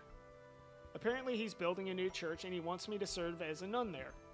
Can you believe it? You shouldn't be surprised. You are the city's saintess, after all. It's little wonder you would be his first choice. I really don't think I'm that important. Do you not want the position? No, I'm delighted to have such an incredible opportunity. This will allow me to help so many more people than before. It's wonderful news. That's good to hear. Tell me, I'm not wrong in thinking helping people is the one thing you want more than anything else, am I? Right. That's what I want more than anything in the world. I see. Hey, smile for me, would you? Huh? Been smiling this whole time, haven't I? Not just now, forever. Of course, when I'm with you, nothing possibly could take this smile off my face. I'm glad to hear it.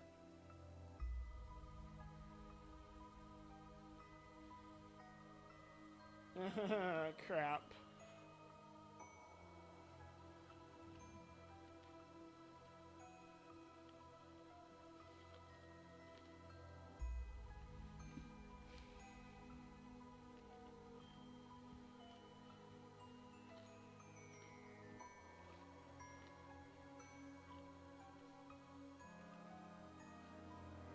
I never knew someone could lose so much weight while still eating every day. We might have to increase your portions.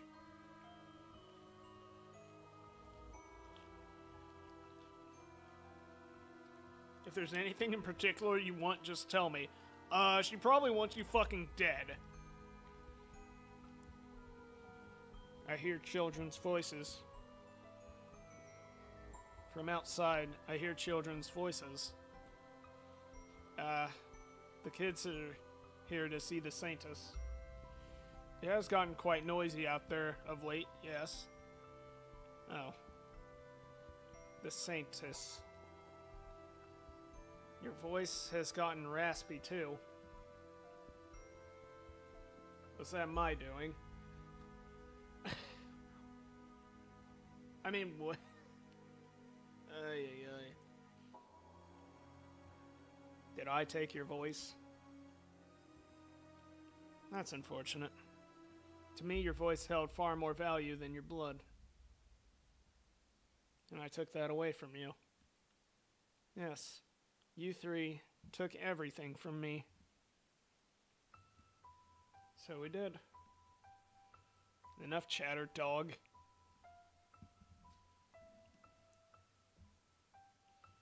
The Lord's scheme was a success. The witch's blood brought with it an influx of donations, which the Lord invested in various businesses in the city. I have no idea if the blood actually has miraculous powers, but there were certainly people claiming to have been healed by it. It wasn't long before people who weren't sick started making use of the supposed cure-all medication, saying it had preventative properties as well. As word of the elixir spread, the Lord's profits grew in kind. One fact was undeniable. The witch's blood stimulated the city's dramatic growth.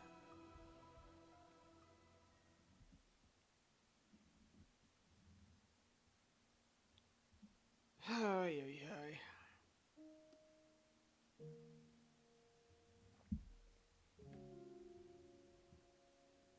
And that's everything. Appalling, is it not? Yeah, kind of. If you hate me for what I did to her, you can take this sword and kill me with it. I mean, I'd like to. And you can have my key, I won't put up a fight. You have the right to exact punishment on me. Killing you would accomplish nothing. No, it would. It would remove a fucking psychopath from the world, you goddamn moron. It's neither my place to forgive nor punish you. As much as it would make me feel better, doing so would serve no meaningful purpose. Politely disagree. I would like you to give me a little time, though. I need time to cool down enough that I can talk to you with a clear head. Of course.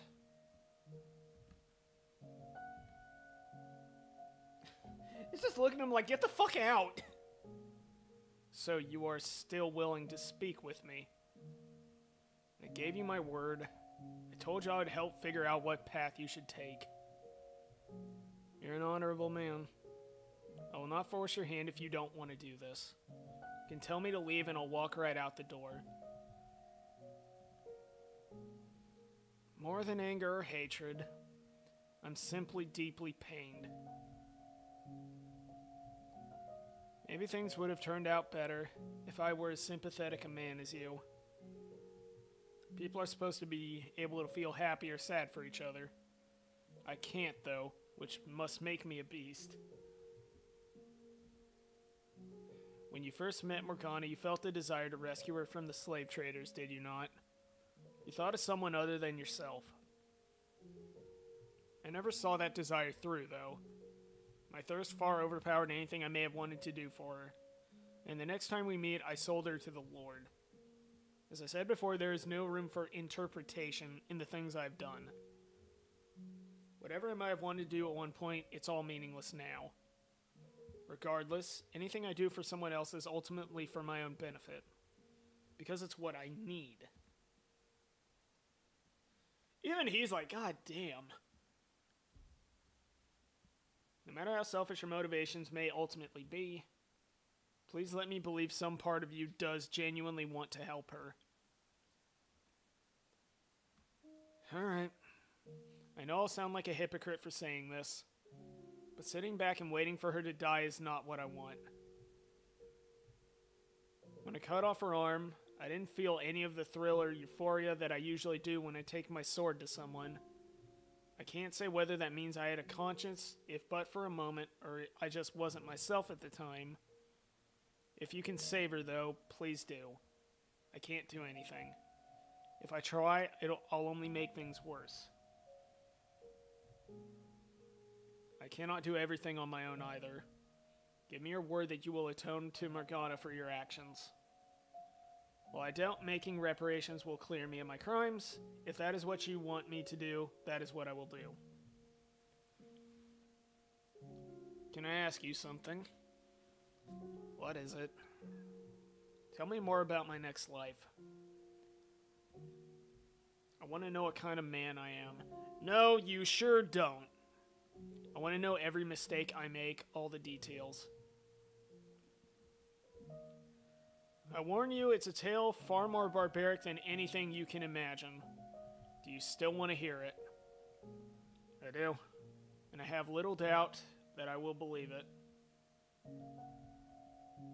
If you're worried I might react the way I did earlier, I'll lay down my sword. You can tie me up too if you want. That won't be necessary. I'm going to trust you. Did I ever get patched up? I'll tell you the whole hopelessly tragic truth. Everything I saw with no embellishments. Please do.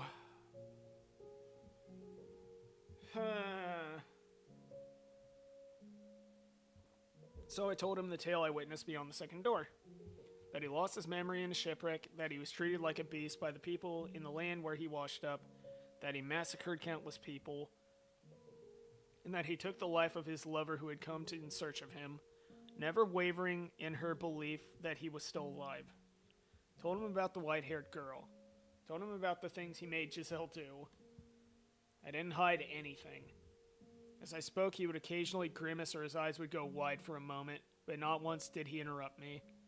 Sat there in silence until I finished.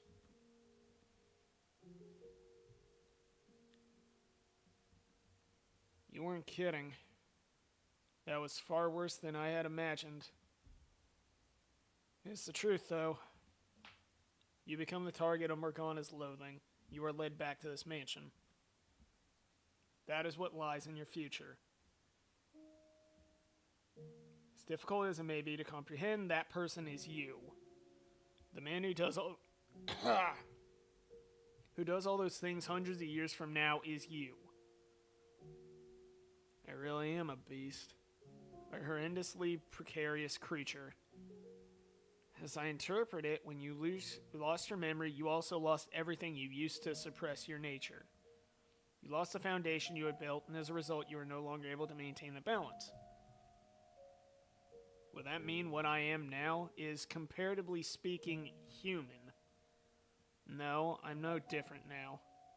I have no more control over myself when I'm killing people than the man you described. You've seen me do reprehensible things. And in spite of that, you were never condescending or insulting, never acted disgusted or afraid of me. Are all angels as compassionate as you? No, they're probably smarter than me. I'm not an angel. I was simply biting my tongue. Yeah. I like the fact.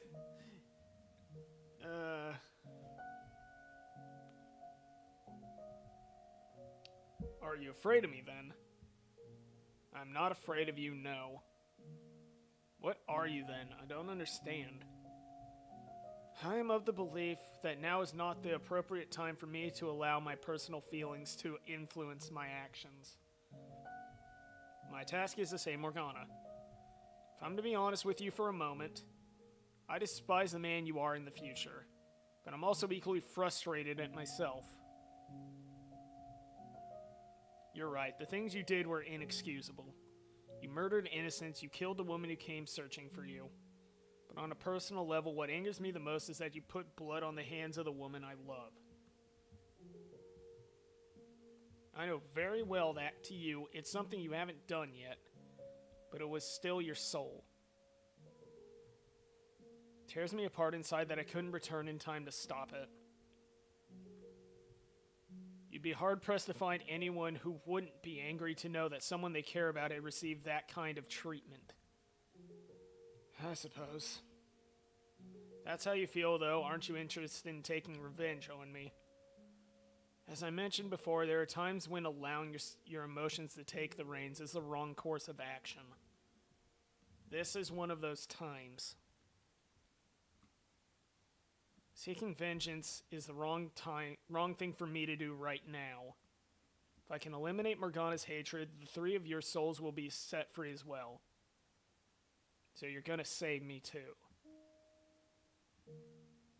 Yes, I am. I don't consider myself worthy of redemption, especially not after hearing about the things I will do. I'm a beast through and through. Twisted, psychopathic monster. You were conflicted, though. Struggled against the creature that dwelled inside you. It's true you found perverted joy in violence and murder. No, it passed perverted. Also felt kindness, which caused a part of you to seek peace. Same can be said of you in this time as well. If you actually were nothing but a beast, or rather nothing but a man that derived pleasure in killing, maybe I could have truly reviled you. Then you would be irredeemable no matter what had turned you into that. No matter how much pain and suffering had driven you to that point. But your instability, your constant shifting desires, your mental frailty, all appear to me as very human traits. Tell me, how should I live my life from here on? What is it you want most? The easiest road for me would be the one I walk now, to continue being a killer. No fighting my desires, no resisting what's inside me. Would that be my salvation, to abandon my humanity entirely? I don't know what I should do, what I'm supposed to do. I'm at a complete loss about everything. I would like to believe that your desire to live in peace is sincere, and that's what I want for you too. It will be the more trying path, yes, because you will have to fight against your nature to stay on it, but we live in the human world. And you also have Pauline, who wants the same thing, extending her hand for you, inviting you to join her. So I encourage you to suppress your urges. Your life will not be easy for it, but I implore you to take the rocky road, for your own sake and for hers. Even if it means my entire life is built on a foundation of lies. Before today, I believed it was wrong not to be true to oneself. But as I listened to you tell your story, I came to realize that maybe there are exceptions. Some things you can and possibly should keep locked inside you where they can't hurt anyone else. However, I also think you have a tendency to try and act too perfect around her, both in this life and the next. You cover up so much of yourself, you become an entirely different person. You can be your conflicted, imperfect self around her. And you are right now, lost and trying to find his way.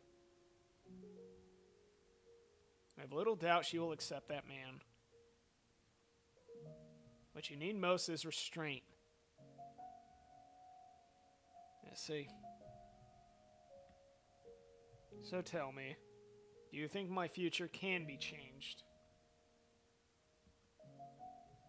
I don't know for certain, so all I can do is speculate. As you share the same soul, I expect any changes you make now will be reflected in your future incarnation. I have my work cut out for me then. Pauline, she believed in me. She put her faith in a beast and went out in search of him. I cannot allow myself to be the kind of monster that would murder a woman like her. I have to change. I will change the future. Can he? Can he do it? When my life here comes to an end, I vow to make my next one better. Thank you for listening to me, and for giving me guidance. I can't say I'm particularly suited for the job. Knowing that my words are going to influence the direction of another's life is an unimaginable amount of pressure. I don't know, I'd say you pull it off well enough. If you ever decide to quit being an angel, you'd make a damn convincing missionary. I have no interest in being a missionary. As I've told you, I'm not an angel. That's too bad. I joined the Church of Mission. God damn it. Yeah, I'm saving that. I'm absolutely saving that. God damn it. That was really good. Asshole.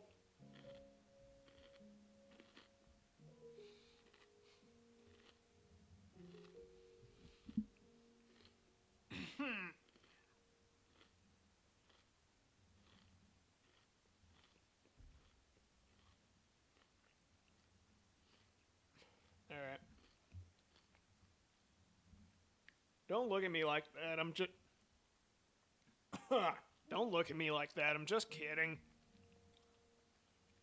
Now can I get angry at you? As I've been telling you, I'm an ordinary man. Oh, hell no, you're not. I'm not special in any way like you seem to think I am.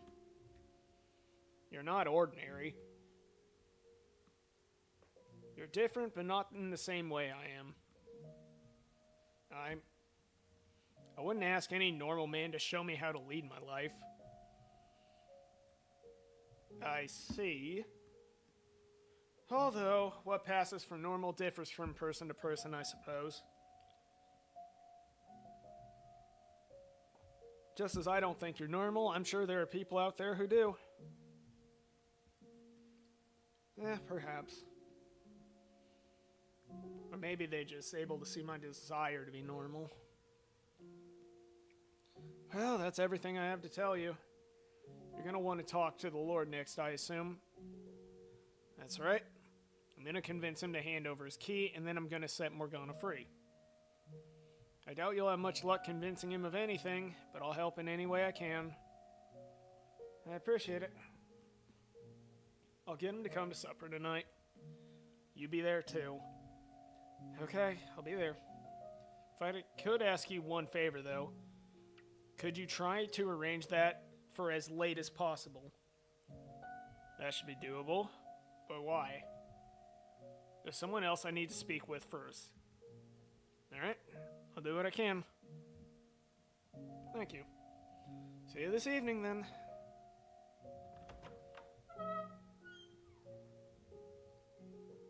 Did I lead him to the correct path?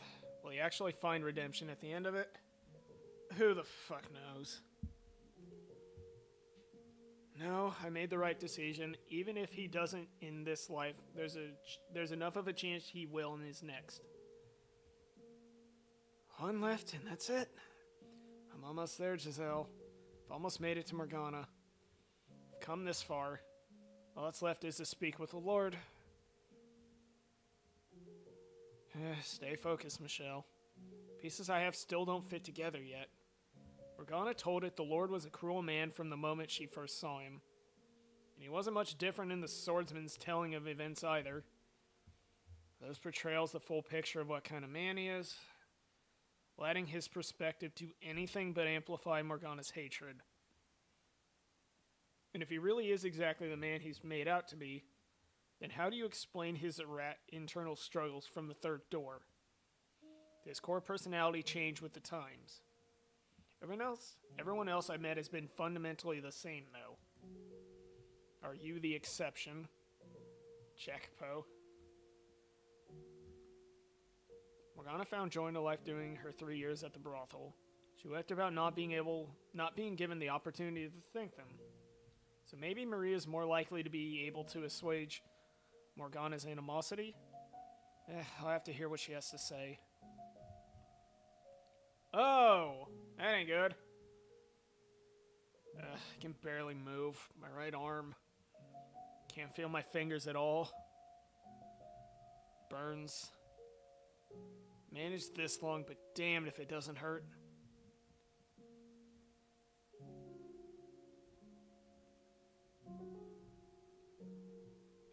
Crap. Right?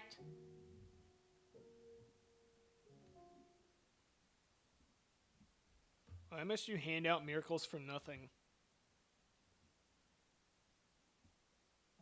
I know that voice. I'm looking up at someone. A woman. Draped in a black fog and I can't make out any details, or many details. Even through the darkness, I know immediately who she is. She's Mother. No, she is not my mother. She is... Why would you even ask such a question, Mother? We're barely holding on as it is, my dear. It's not wrong to expect a little remuneration for our services. No, Mother, it is wrong. Miracles are not to be bartered for. God the Father does not charge for his miracles, so why should we, when I am only borrowing his power? Listen to me, Morgana. Every time you give someone a blessing, you're hurting yourself. If not for the miracle itself, you still deserve some degree of compensation for the pain. I know you're concerned for me, Mother, and I appreciate it very much, but I'm happy with the way things are. I'm happy to be able to help others with my Heavenly Father's power. A power you won't have much longer, my dear, if we can't afford to keep ourselves fed. I'm a saint, aren't I? Yes, you're my sweet little saint. God will not forsake his saint. No matter how difficult it may get, he will always provide me a way of continue doing his work. And you're the mother of that saint, aren't you? Yes, that's right. I conceive you untainted by the hands of it. I don't think I believe that. Then you must respect his will as well, Mother. It must be our highest priority. Alright. I was wrong, my dear saint.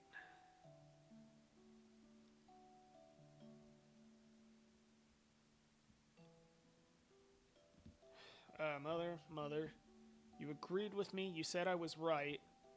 So why are you taking money from that man? Mother looks over as strange men shove me into a carriage. Look in her eyes sends a chill down my spine. I see her lips moving. She doesn't actually say the words out loud, but I can make out every individual syllable. Because you're worthless to me. Fuck.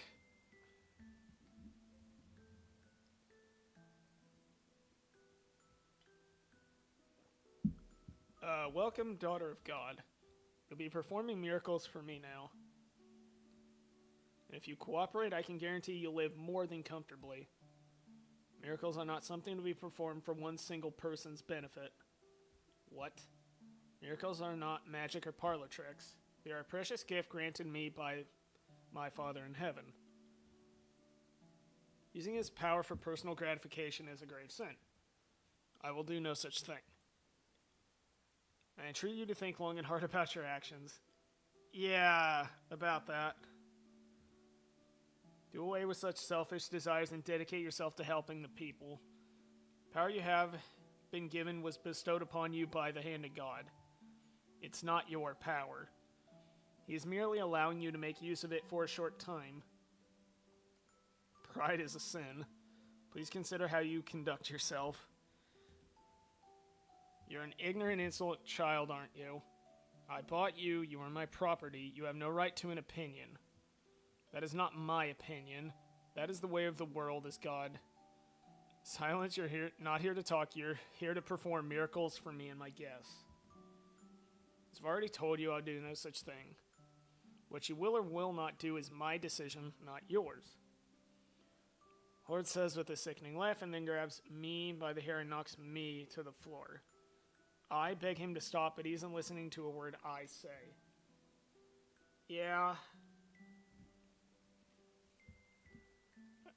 Cheers. A saint's blood and good fortune to... Oh, that's right. Fuck. I stare vaguely out at the crowd gathered for the Lord's blood feast. Every time he has guests, he throws another party, and every time he slices another... yeah. It isn't long before they're an unsightly web of crisscrossing scars. Lord sometimes has trouble deciding where we can cut. Not out of any sense of sympathy for me. Simply thinks drawing blood from an untouched area of my body will make it more effective. Lords, yeah. Use your stomach to... okay. I don't like that sentence. Be able to get some nice... And now I feel slightly ill. Stop this. Can you not comprehend what you're doing is an affront to the Lord? Uh-huh. Yeah. San or no, you're no different than any of my slain. We're discreetly displeased with your actions. Use your miracle powers to deliver divine punishment. Go on. You can do that, can't you? Your soul will be punished. You may not see the effects now, but you will pay for your sins one day. You're not as threatening as you think you are. Yeah. Don't give me that look. No interest in taking... Yeah, I'm shocked. Look to find anyone. Oh, it just keeps getting better. All I can do is wait and endure day after day of torture and shame. The Lord searching for new... Yeah. Entire body except for my face is covered in reddish black wounds. That's right. And then there's a riot. Someone, anyone, help. Get me out. Please, someone. Yeah, because I think after this, they get out. Or she gets out. Because he thinks that she's a witch. Because he flips the fuck out.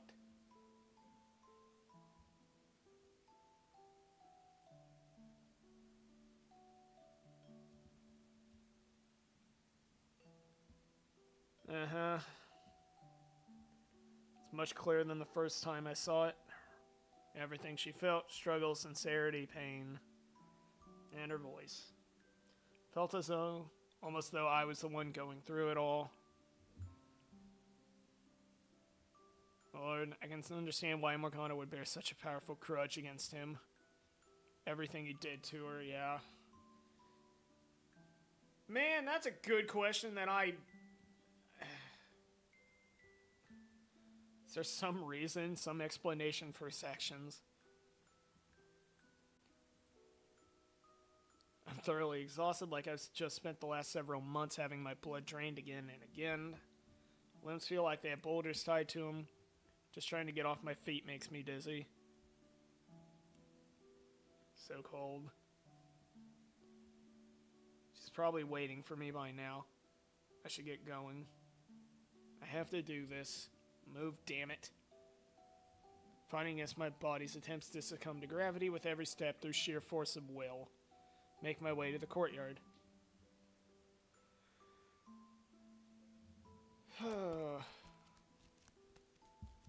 Okay. I think we're gonna call it there, because my voice is starting to fucking itch. Like, I don't know what happened. I've got some kind of bug. It's just annoying the shit out of me. I think I got it, like, Sunday night, so, ugh. I'm hoping it'll be out of my system by the end of the week, but it's annoying as shit. Yeah, I don't know if I'll do this tomorrow, and I think I'll do something different Friday. Yeah, I won't do this Friday. We'll probably come back to this Saturday. I would like to be done next week, but like, oh, I don't even know anymore. I just don't. Whatever. I'm gonna pass out and hopefully I won't have to go to work tomorrow because of the